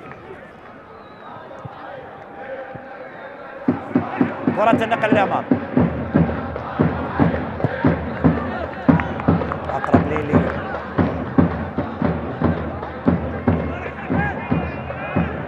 علي يبعدها إلى خارج الملعب لتصبح رمية جانبي لصالح الميناء. راوى يوسف غير اللعب إلى هالوفاق، لكن بعيدة عن هالوفاق إلى خارج الملعب تصبح رمية جانبي. هذا هو هالوفاق مدافع اليمين. جمهور الميناء أكيد هو سعيد بهذا التقدم، بهذه النتيجة. دائما يكون هو مساند لفريق الميناء في أصعب الظروف. شاهدناها العام الماضي بلاعبين شبان فريق الميناء استطاع أن يقف مع الكبار ويبقى لهذا الموسم بعد ما احتل المركز الثاني عشر في جدول الترتيب، وأربيل في المركز الرابع عشر. يعني بعد المركز العاشر الفريقين كانوا موجودين الموسم الماضي، الميناء المركز الثاني عشر وأربيل في المركز الرابع عشر. لاعبين شبان، لاعبين لأول مرة يلعبون في دوري الكبار، لذلك الميناء استطاع أن يقف ويحقق نتائج ممتازة مع المدرب حسن أحمد مدرب كربلاء الحالي. يعني فريق الميناء قدم لنا صورة جميلة، لاعبين الشباب اللي قدموا موسم استثنائي مع فريق الميناء الموسم الماضي. لكن هذا الموسم الميناء خلال الاستقطابات الجديدة وتغيرات كثيرة على مستوى التشكيل والكادر التدريبي، فريق الميناء بدأ بداية قوية، لكن بعد ذلك أيضا النتائج في الجولات الماضية لم تكن بالشكل المطلوب بالنسبة لفريق الميناء. الميناء هل يستطيع أن ينطلق خلال هذه المباراة؟ أربيل خاض 10 مباريات، فاز في 4 وتعادل في 3 وخسر في 2، بينما الميناء فاز في 2 وتعادل في 2 وخسر في 4 مباريات عند مباراة مؤجلة.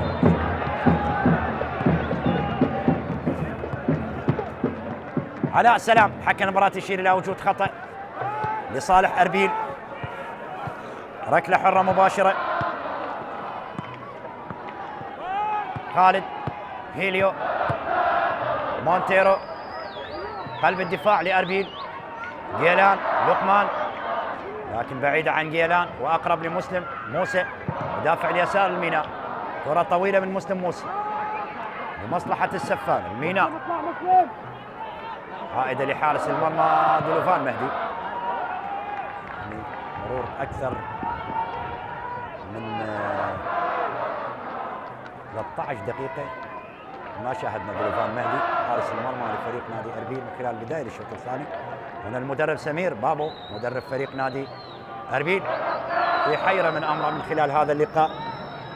هو كان عنده الأمل العودة من الجنوب بالنقاط الكاملة في مباراة نفط ميسان ومباراة الميناء، لكن اصطد بنفط ميسان في اللحظات الأخيرة تعادل، والميناء تقدم الآن على أربيل ويحاول أربيل الآن العودة لأجواء المباراة. حميد علي مر بالمهارة داخل منطقة الجزاء على عبد الزهرة، يحضر يلعب لجهة اليسار مسلم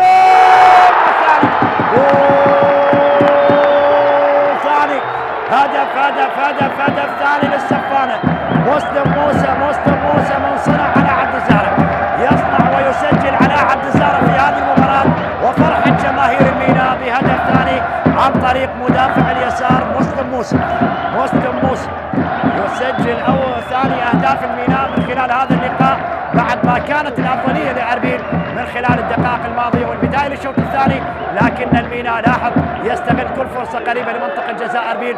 لاحظ كيف هياها اللاعب على عبد الزهرة لمسلم موسى اللي لم ينتظر طويلا ويسدد بقوة على يمين حارس المرمى دولوفان مهدي، ويسجل ثاني الأهداف للميناء. بابلو المدرب جرانديز سعيد بهذا التقدم، وهذا مسلم موسى والده كان واحد من نجوم الميناء. موسى فياض واحد من الأسماء المميزة اللي مثلت الميناء في فترة الثمانينات ومطلع التسعينات، وهذا مسلم على سر الوالد موجود مع فريق الميناء مدافع. أيضا مسلم كان قلب دفاع لفريق الميناء، لكن مسلم موسى يلعب مدافع يسار مع فريق الميناء، وتواجد مع منتخبنا الشبابي في كأس العالم الأخيرة اللي أقيمت في الأرجنتين مع المدرب عماد محمد. مسلم موسى يضع الميناء بهدف ثاني في مرمى أربيل. 2-0 أصبحت النتيجة الآن، 2-0 للميناء على حساب أربيل. كرة عائدة للميناء. حميد علي لاعب ممتاز لاعب جيد وبطاقة صفراء على حميد علي. عندنا باردة على حميد علي ارتكب خطأ وحصل على بطاقة صفراء بعد التدخل مع شريف كريم. اسماء مميز شريف كريم، لاعب هداف، لاعب مهاري، لاعب ممتاز، لاعب خبرة، لاعب سابق. لذلك شريف كريم واحد من أسباب النجاح لفريق أربيل المواسم الماضية وبداية هذا الموسم. رغم مشاركته قليلة في المباريات الأخيرة، الإصابة اللي أبعدته عن عدة مباريات لفريق أربيل. ركلة حرة لأربيل. قلعة الصفراء وضع اسمه مع الأندية الكبيرة أربيل في فترة من الفترات، وكان فريق يعني يشار له بالبنان وحقق نتائج كبيرة وألقاب على مستوى الدوري العراقي، 4 ألقاب بالنسبة إلى نهائي كأس الاتحاد الآسيوي مرتين، وخسر اللقب من الأندية الكويتية. لكن أربيل غاب لفترة وبعد ذلك عاد إلى دوري الأضواء ويحاول العودة من جديد مع الفرق الكبيرة إلى منصات التتويج. ركلة حرة لأربيل، هل يقلص الفارق في هذه اللحظات على حساب الميناء؟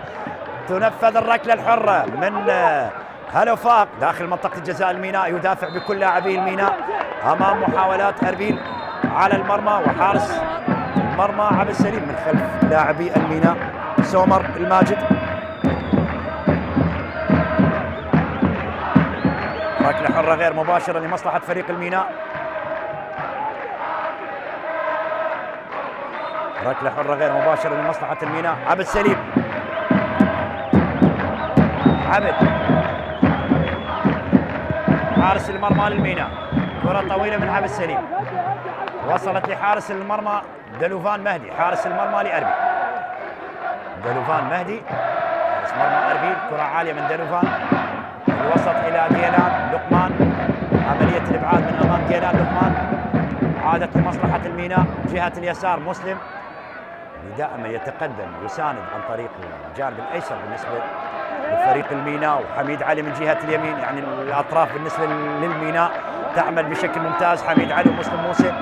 عملية الهجوم الآن لفريق أربيل، يحاول أن يقلص الفارق في هذه الدقائق، وبعد ذلك التفكير بالعودة إلى نتيجة تعادل على الأقل من خلال هذا اللقاء.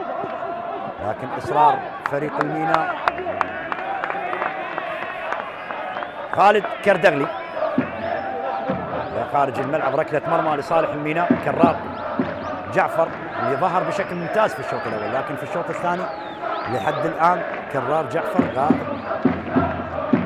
عن الشوط الثاني. كرار صنحت له عدة فرص، هو اللي صنع الهدف الأول على عبد السهل، لكن في الشوط الثاني قل بريق هذا اللاعب وأداء هذا اللاعب. يبدو أن المدرب طبعا يكون المدرب بابلو جرانديس أعطاه واجبات دفاعية أكثر مما هي هجومية بالنسبة لكرار جعفر. كرة الوسط لوفيلو نديلا الجابوني، مرور لنديلا، عيدة لحارس المرمى عبد السليم. حارس المرمى للميناء، كرة عالية من عبد السليم جهة اليسار. مسلم جرانديس. مسلم لعبة مهاجم يتحمل المسؤولية، مهاجم مواصفات مهاجم ممتاز. مسلم موسى رغم انه مدافع يسار. هذا مسلم موسى قدم للامام. كرار الى مسلم داخل منطقه الجزاء. الثالث الميناء ممكن والثالث يضيع. كرار جعفر حاول ان يفعلها ويسجل ثالث الاهداف، وفي اللحظه الاخيره الحارس دلوفان مهدي يبعدها الى ركله ركنيه. لاحظ الميناء داخل منطقه الجزاء، وكرار جعفر هو كان يعتقد انها الى المرمى، لكن بلمسه اخيره بقدمه اليسرى حارس المرمى لفريق اربيل دولوفان مهدي يبعدها الى ركله ركنيه. دولوفان مهدي ينقذ مرمى اربيل من هدف ثالث للميناء عن طريق اللاعب كرار جعفر. كرار، هذا سومر الماجد. ركنيه اخرى للميناء. هنا الإعادة، هنا الرأسية من سومر ومرت إلى الخارج، أعتقد اصطدت بأحد لاعبي فريق أربيل لتصبح ركلة ركنية أخرى، هذه المرة من الجهة البعيدة للميناء. السفانة قدم مباراة كبيرة لغاية الآن. فريق الميناء محاولة داخل منطقة الجزاء. مانويل تورنادو يعود للوسط إلى لوفيل ديلا الجابوني، هذا لحارس المرمى عبد السليم. حتى الآن صار سليم عبد السليم، مرماه لم يهتز من لاعبي فريق نادي أربيل. المباراة الثانية على التوالي كلين شيت لغاية الآن مع زاخو أيضا المباراة اللي انتهت بدون أهداف. هذا مانويل كورنادو. لولو رمية جانبية لأربيل. كردغلي مدافع يسار أربيل نفذ الرمية الجانبية إلى روى. يوسف عادت للوسط. سومر الماجد حميد علي. هي كرة للأمام. قد تكون هناك حالة تسلل على كرار جعفر. قد تكون حالة تسلل بعد نهاية الهجمة. أعتقد سترفع الراية على كرار جعفر. بالفعل راية على كرار جعفر. حالة تسلل على كرار جعفر. وسط لفريق الميناء في موقف تسلل. ينفذ الخطأ إلى روى. يوسف عيد إلى بلال العيفل. التغييرين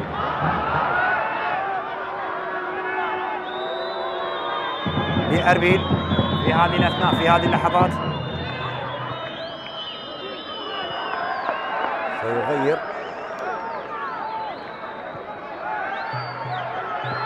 المدرب سمير بابا مدرب فريق نادي أربيل. سيدفع بلاعبين في هذه الأثناء.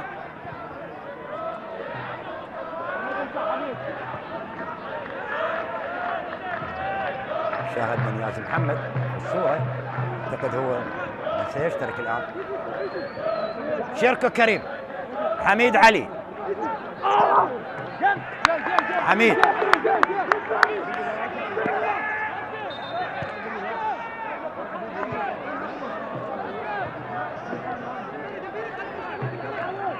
رمية جانبية لصالح نادي الميناء. حميد علي وكان صراع مع شيركو كريم. على أثر حكم المباراة إلى وجود رمية جانبية لصالح نادي الميناء. لاحظ هنا الإعادة. عباس ياس صراع مع شيركو. المحاولة اللي كانت لكرار جعفر كان في موقف تسلل.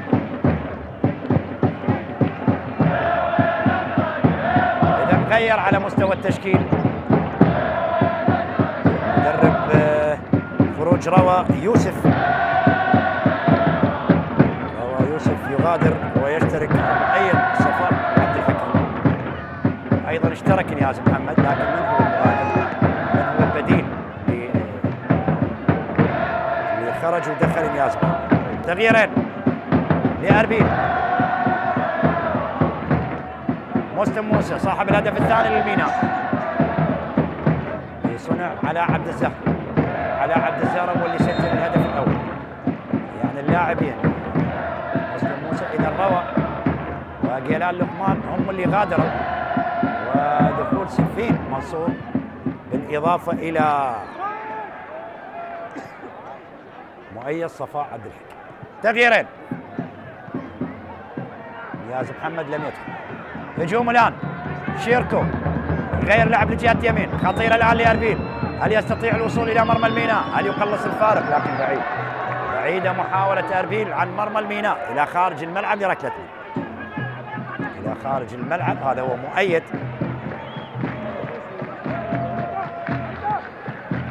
اللي اشترك الآن مؤيد صفاء.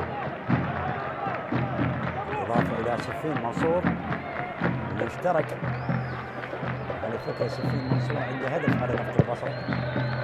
المباراة اللي انتهت 4-1 لصالح أربيل على نفط البصرة.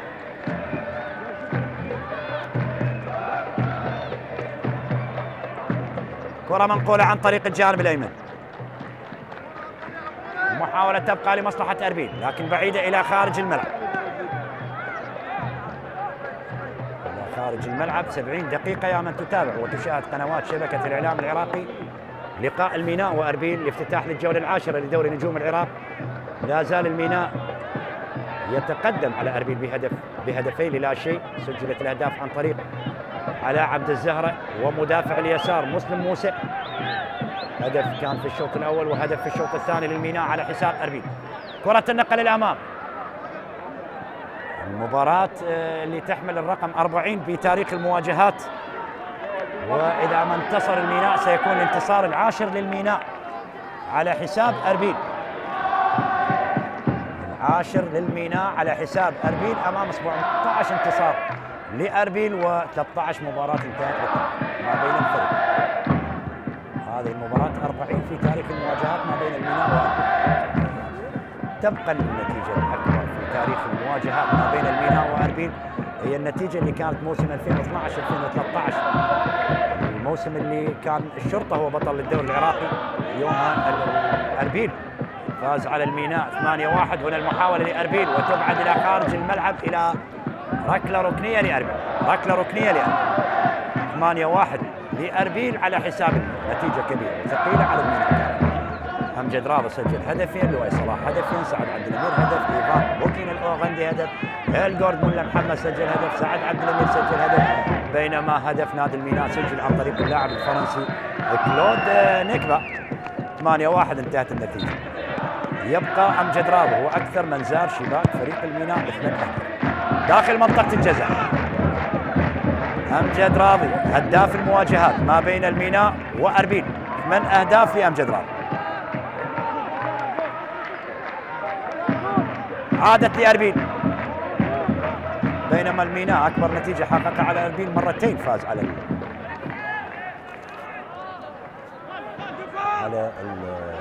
أربيل 3-0. كانت في فترة نهاية الثمانينات 87-88 فاز الميناء على أربيل 3-0. عبد الهاد وعادل ناصر وأسعد عبد الرزاق والثلاثة دربوا الميناء. الأهداف اللي سجلت لفريق الميناء على حساب نادي أربيل مرتين فاز كأكبر نتيجة بالنسبة للميناء على أربيل 3-0 مرتين. السنوات الأخيرة وفي فترة نهاية الثمانينات الميناء سجل انتصار على أربيل 3-0. لأربيل هناك نتائج كبيرة 5-0 4-1 4-2 أكثر من مرة فاز أربيل. كرة عادت مسلم للوسط، المحاولة تبقى لمصلحة فريق الميناء. عملية التغيير الآن مدرب الميناء بابلو جرانديز سيغير على مستوى التشكيل، سيدفع بلاعبين طبعا. أمير أحمد نشاهد الآن في الصورة، أمير أحمد سيشترك الآن قادما من الحدود داخل منطقة الجزاء. ثالث الميناء. الله على مسلم موسى، الله على مدافع رائع لفريق الميناء مسلم موسى. عمل العمايل اليوم مسلم موسى على جهة اليسار لفريق الميناء. مسلم موسى نجم المباراة بدون منازع. مسلم موسى مدافع اليسار لفريق الميناء بهذا الأداء بهذه الروعة بهذه الكيفية يسجل هدفين في الشوط الثاني ويضاعف النتيجة للميناء على حساب أربيل ل3 أهداف مقابل لا شيء. لاحظ الإعادة نتحدث عن أكبر النتائج للميناء على حساب أربيل 3-0 مرتين، وهذه المرة ومن خلال هذه المباراة لغاية الآن فريق الميناء يتقدم ب3 أهداف مقابل لا شيء لأربيل. مسلم موسى يضرب بقوة من خلال الشوط الثاني ويسجل هدفين على التوالي مع هدف على عبد الزارة في الشوط الأول لتصبح النتيجة الآن 3-0 لفريق الميناء على حساب أربيل. إذا تغييرين، عبد الله العمري سيشترك الآن بالإضافة إلى اللاعب أمير أحمد. عبد الله العمري وأمير أحمد سبق وأن مثل النفط والحدود. أمير عبد الله العمري اللاعب التونسي سبق وأن لعب لمنتخب شباب تونس قادم من الصفاقس التونسي. عبد الله العمري يشترك، سومر الماجد هو من يغادر ولاعب آخر يغير المدرب بابلو جرانديز الإسباني مدرب فريق الميناء يغير على مستوى التشكيل، رغم أن مدرب فريق نادي أربيل سمير بابو غير لاعبين، لكن مسلم موسى لاعب ممتاز، لاعب جيد. أكيد جائزة الأفضل ستذهب إلى مسلم موسى لأنه قدم مباراة كبيرة لهذا اللاعب الشاب، هذا اللاعب المميز، هذا عبد الله العمري 23 سنة. عبد الله العمري اللاعب التونسي. ركلة حرة شيركو كريم، قد تكون الإصابة أخذها من اللاعب شيركو كريم غيابه لفترة، لذلك أثرت على مستوى اللاعب شيركو كريم بشكل كبير. محاولة للوسط لمصلحة فريق الميناء، عملية تغيير، المحاولة تبقى الميناء. العمري يبقى الكرة للوسط إلى لاعب كورنادو، لكن بعيدة كرة كورنادو، وأقرب لحارس المرمى لنادي أربيل حارس دلوفان مهدي. دلوفان مهدي حارس المرمى لنادي أربيل. هيليو مونتيرو، خالد كردغلي، خالد داخل منطقة الجزاء، وصلت لعبد سليم. عبد سليم حارس المرمى لنادي الميناء. عبد سليم حارس المرمى للميناء.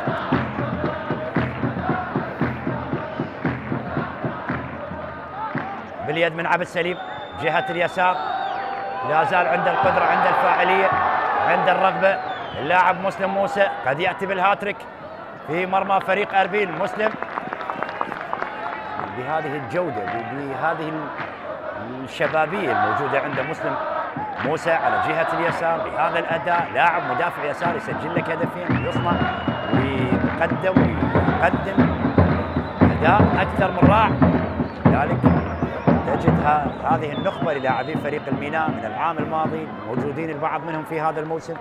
يعني نتحدث عن كرار، عن حميد علي، عن عباس ياس، عن مسلم موسى، عن حيدر سالم، عن الأسماء اللي تواجدت مع الميناء خلال هذا الموسم، بالإضافة إلى اللاعبين المحترفين واللاعبين الخبرة بتواجد على عبد الزهرة مهند عبد الرحيم الموجود في دكة البدلاء.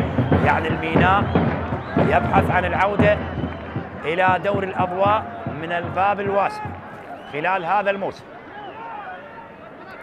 كرة لجهة اليمين لصالح نادي أربيل داخل منطقة الجزاء، لكن مرت إلى خارج الملعب، مرت إلى خارج الملعب. ركلة مرمى للميناء،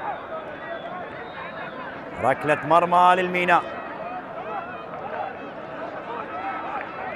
ركلة مرمى للميناء. السفان لاحظ هنا الإعادة.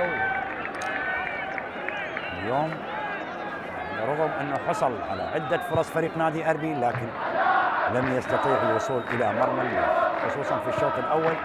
مصطفى قابيل أضاع فرصتين، بالإضافة إلى يوسف بن سودة أيضا ضاعت له فرصة، وجيران لقمان ضاعت له فرصة. يعني في الشوط الأول كان عند الفرص فريق نادي أربيل على الأقل ممكن أن يخرج من الشوط الأول متعادل، وفي بداية الشوط الثاني أيضا كانت له السيطرة على مرمى فريق الميناء، لكن بعد ذلك الميناء استعاد توازنه وبدأ يقدم كرة قدم جميلة، وبدأ يهاجم على مرمى فريق أربيل، واستطاع أن يضاعف النتيجة إلى هدفين من خلال الشوط الثاني، تصبح النتيجة الآن 3-0. يوسف بن سودة يحصل على خطأ، ركلة حرة لأربيل، ركلة حرة لأربيل. مجتبى علي، اليوم خط الدفاع للميناء ممتاز جدا، ممتاز جدا خط الدفاع للميناء. ركلة حرة لصالح نادي أربيل، ممكن يقلص الفارق في هذه الدقائق. فريق أربيل ركلة حرة، حكم المباراة داخل منطقة الجزاء يحاول فك الاشتباك ما بين لاعبي أربيل والميناء أمام الحارس عبد السليم. ركلة حرة بعد ما كان يمنى نفس فريق أربيل أن يسجل يعدل في بداية الشوط الثاني، لكن تفاجأ بأهداف مسلم موسى، وبالتالي الآن يبحث عن هدف يقلص من خلال الفارق ويفكر بالنتيجة النهائية. لكن الأمور بعد دخول المباراة إلى الدقائق الأخيرة، الأمور أعتقد باتت صعبة جدا على فريق أربيل العودة على الأقل بهدف تعادل. كرة النقل للأمام، علي مؤيد، صفاء إلى هيليو، ينقل كرة الأمام قريبة لمنطقة جزاء الميناء، عملية الإبعاد، محاولة تستمر، عائدة من اللاعب نديلا لحارس المرمى عبد السليم. إذا تغييرين أيضا لفريق الميناء، شاهد مهند عبد الرحيم بالإضافة إلى حميد الطائي.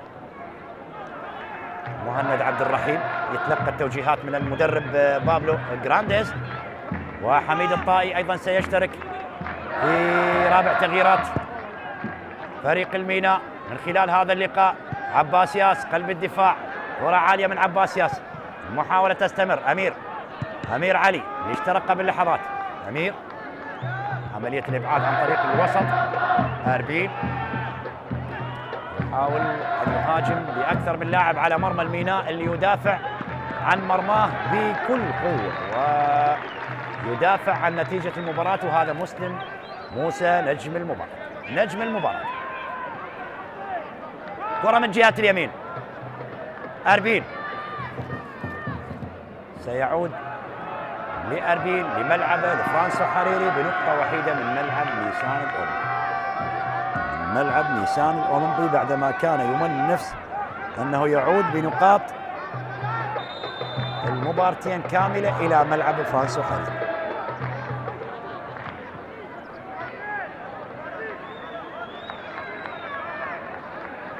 إذن تغييرين،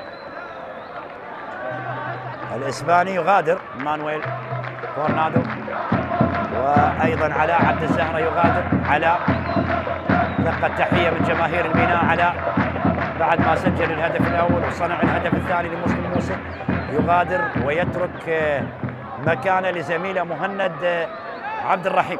مهند عبد الرحيم بالإضافة إلى حميد الطائي اللي اشترك الآن. حميد تغييرين، لاحظ هنا الإعادة وهدف ثالث جميل برأسية قوية يسكنها اللاعب مسلم موسى في شباك مرمى أربيل، معلنا عن ثالث الأهداف للميناء. لاحظ فرحة الكادر التدريبي للميناء الكادر الإسباني بابلو جرانديز. عملية الإبعاد، إذن علاء عبد الزهرة مانويل يغادر كورنادو خط الهجوم ويشترك حميد الطائي بالإضافة إلى مهند عبد الرحيم اللي أصبح الكابتن لفريق الميناء. مهند أيضا يبحث عن هدف الأول مع الميناء خلال هذا الموسم. مهند عبد الرحيم يبحث عن هدف الأول خلال هذا الموسم مع الميناء. الآن سجل على عبد الزهرة، مهند أيضا ينتظر أن يسجل مع الميناء أول أهدافه بقميص السفار. هذا هو مهند عبد الرحيم قادما من القوة الجوية، هداف الدوري العراقي أيضا مع القوة الجوية ومع الزوراء.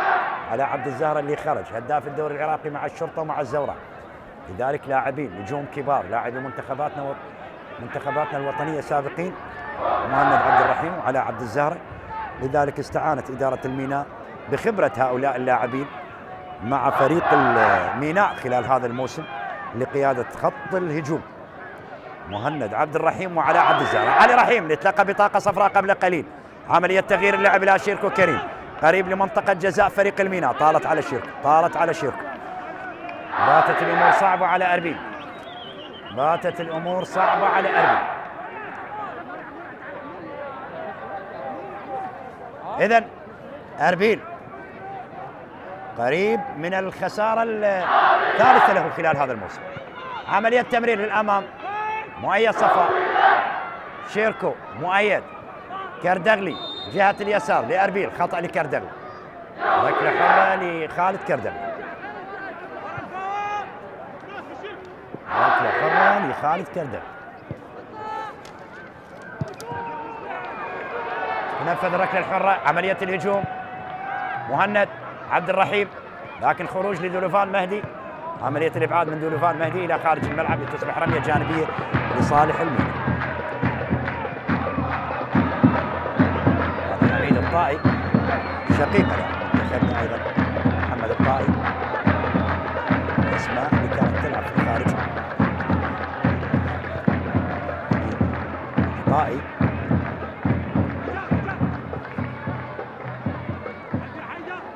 كرة النقل الوسط الآن حميد علي. اليوم دفاع الميناء ممتاز جدا، ممتاز جدا دفاع الميناء. جهة اليسار مسلم حاول يقع الكرة الأمام، تدخل عن طريق الجانب الأيمن. هلوفاق مدافع يمين فريق نادي أربيل ينقل الأمام. هلوفاق المحاولة تستمر. أربيل حاول لكن ضاعت على لاعبي فريق أربيل. عادت للوسط للميناء، محاولة خطيرة خطيرة. الرابع ومرت إلى ركنية، مرت إلى ركنية. يبدو لي حالة التسلل غير موجودة. عباس المدافع لفريق الميناء ليتقدم داخل منطقة جزاء أربيل، حاول التمرير. لاحظ الإعادة، لاحظ التمريرة، وعباس ياس اللي تلكأ وأخطأ في التمرير اللي كان مهند عبد الرحيم يطلب الكرة لكن لم يمرر لمهند عبد الرحيم وضاعت الفرصة. هذا محمد حسن يشترك الآن.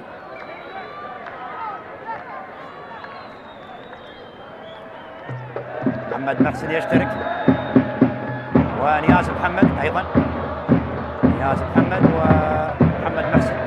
تغييرين لأربيل، رابع تغييرات أربيل. علي رحيم اعتمد هو اللي غادر. وبلال العيف لاعب التونسي ايضا يغادر رغم التغييرات اللي اجراها سمير بابو، لكن لم يغير من واقع الاداء والنتيجه بالنسبه لفريق اربيل. واربيل خساره ثقيله امام فريق الميناء، ايضا عنده خساره ثقيله امام نادي القاسم ب4 اهداف. واربيل لكن الحارس عبد السليم وتمركز سليم لعبد السليم حارس الميناء. ضاعت على اربيل فرصه تقليص الفارق، وتدخل ممتاز من حارس المرمى الميناء عبد السليم. تدخل لحارس المرمى للميناء عبد السليم. كرة منقولة إلى مجتبى علي، حميد علي جهة اليمين الميناء. الشوط الثاني أيضا جميل بعد ما شاهدنا الشوط الأول كان جميل ما بين فريقي أربيل والميناء، والشوط الثاني أجمل من الشوط الأول بأداء اللاعبين بالمحاولات على المرمى بأهداف فريق الميناء اللي سجلت عن طريق اللاعب مسلم موسى. الشوط الأول على عبد الزهر واللي افتتح النتيجة. رمية جانبية لأربيل، محاولة تبقى قائمة. أربيل خالد كردغلي، هيليو، مونتيرو، نياز اللي اشترك قبل لحظات، نياز محمد، نياز إلى هيليو، مونتيرو قلب الدفاع لنادي أربيل يلقي الكرة للأمام. محاولة تبقى قائمة. الميناء عملية الإبعاد، أقرب لهيليو، مونتيرو، خالد كردغلي، عملية الإبعاد إلى خارج الملعب عن طريق اللاعب الجابوني لوفين لونديلا. إذا قدم مباراة ممتازة لوفين لونديلا اللاعب الجابوني. علي رحيم هو اللي غادر، وبلال العيفة أيضا غادر.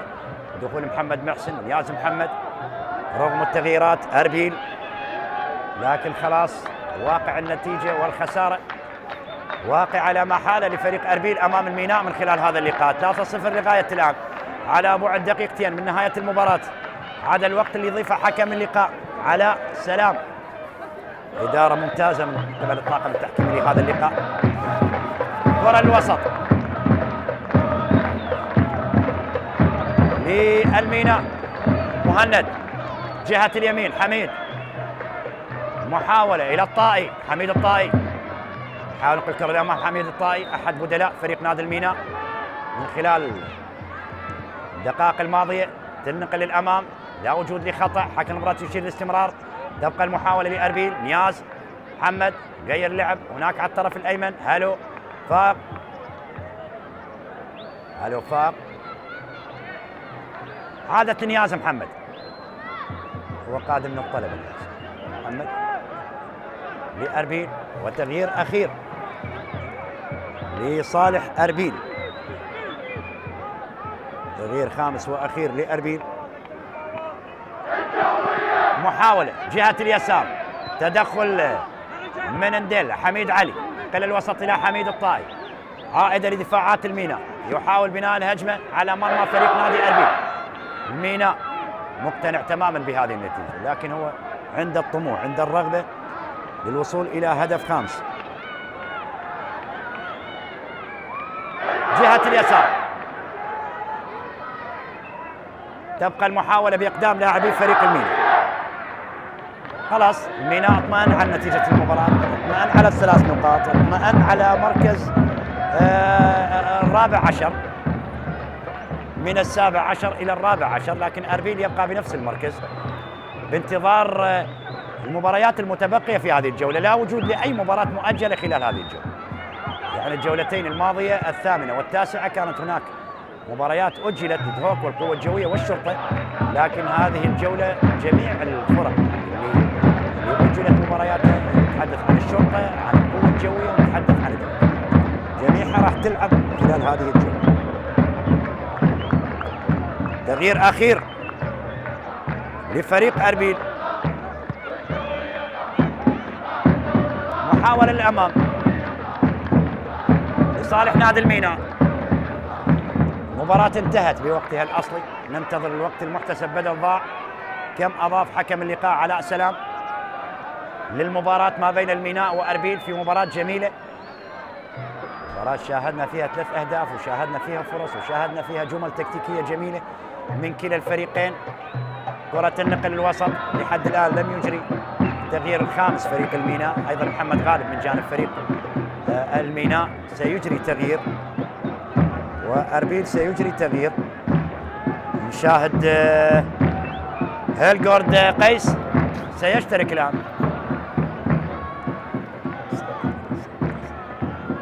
تلعب للوسط أقرب لمجتبى، عيدها للخلف مجتبى.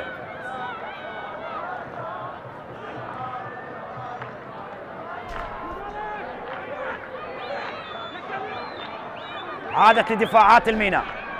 حميد الطائي حاول يمر، يبحث عن مهند عبد الرحيم اللي يطلب الكرة. مهند عبد الرحيم ممكن يشاهد رابع الأهداف في الميناء، خطيرة على مرمى أربيل. مسلم يغير لعب لجهة اليسار، محاولة خطيرة. مهند عبد الرحيم الرأسية ووصلت لحارس المرمى دولوفان مهدي، وصلت لدولوفان مهدي.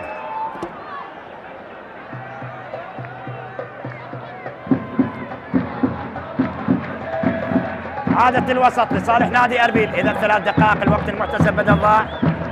الميناء ونقاط المباراة كاملة على حساب أربيل. يبتسم ملعب نيسان هذه المرة للميناء على حساب أربيل، هذه المرة للميناء على حساب أربيل. في الجولة الماضية لم يبتسم هذا الملعب لا لأربيل ولا للميناء، يعني الفريقين لعبوا الجولة الماضية على هذا الملعب والفريقين تعادلوا على هذا الملعب، لكن اليوم ملعب نيسان يبتسم لفريق الميناء على حساب أربيل. هذا محمد غالب. إذا مصطفى قابيل يغادر ويشترك هيلغورد قيس، بينما مجتبى علي يغادر من جانب فريق الميناء. ومحمد غالب كان لاعب أساسي الموسم الماضي، لاعب منتخب شباب العراق. هذا هو محمد غالب يشترك مع فريق الميناء. 5 تغييرات المدرب بابلو جرانديز.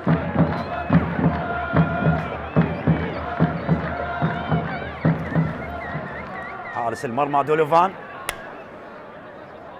3 أهداف في مرمى دولوفان مهدي حارس المرمى لفريق نادي أربيل. عادت الوسط محمد محسن، هيليو مونتيرو، عادت إلى أربيل. الأمور انقضت تماما لصالح الميناء على حساب أربيل. نلعب في الدقيقة الأخيرة، خلاص دقائق الثلاث. الإضافة حق المباراة علاء سلام انتهت. قد تكون المحاولة الأخيرة لأربيل على مرمى الميناء، هل يستطيع على الأقل أن يسجل هدف شرف الميناء؟ إذن هناك حالة تسلل، ركلة حرة غير مباشرة. إذن في هذه الأثناء أيها الأحبة مشاهدينا متابعينا عبر قنوات شبكة الإعلام العراقي، حكم اللقاء علاء سلام ينهي المباراة بفوز كبير للميناء على حساب أربيل ب3 أهداف مقابل لا شيء. سجلت الأهداف في الشوط الأول عن طريق علاء عبد الزهرة، وضاعف النتيجة من خلال الشوط الثاني اللاعب مسلم موسى لينهي المباراة بنجاح فريق نادي الميناء متفوقا على أربيل ب3 أهداف مقابل لا شيء. مبروك للميناء هذا الانتصار، نقول هارد لك لفريق أربيل الخسارة والتعويض إن شاء الله في قادم المباريات. أحبتي نلقاكم في مواعيد جديدة، مباراة قادمة. تقبلوا كل التحيات مني معلق المباراة جمال الدراجي.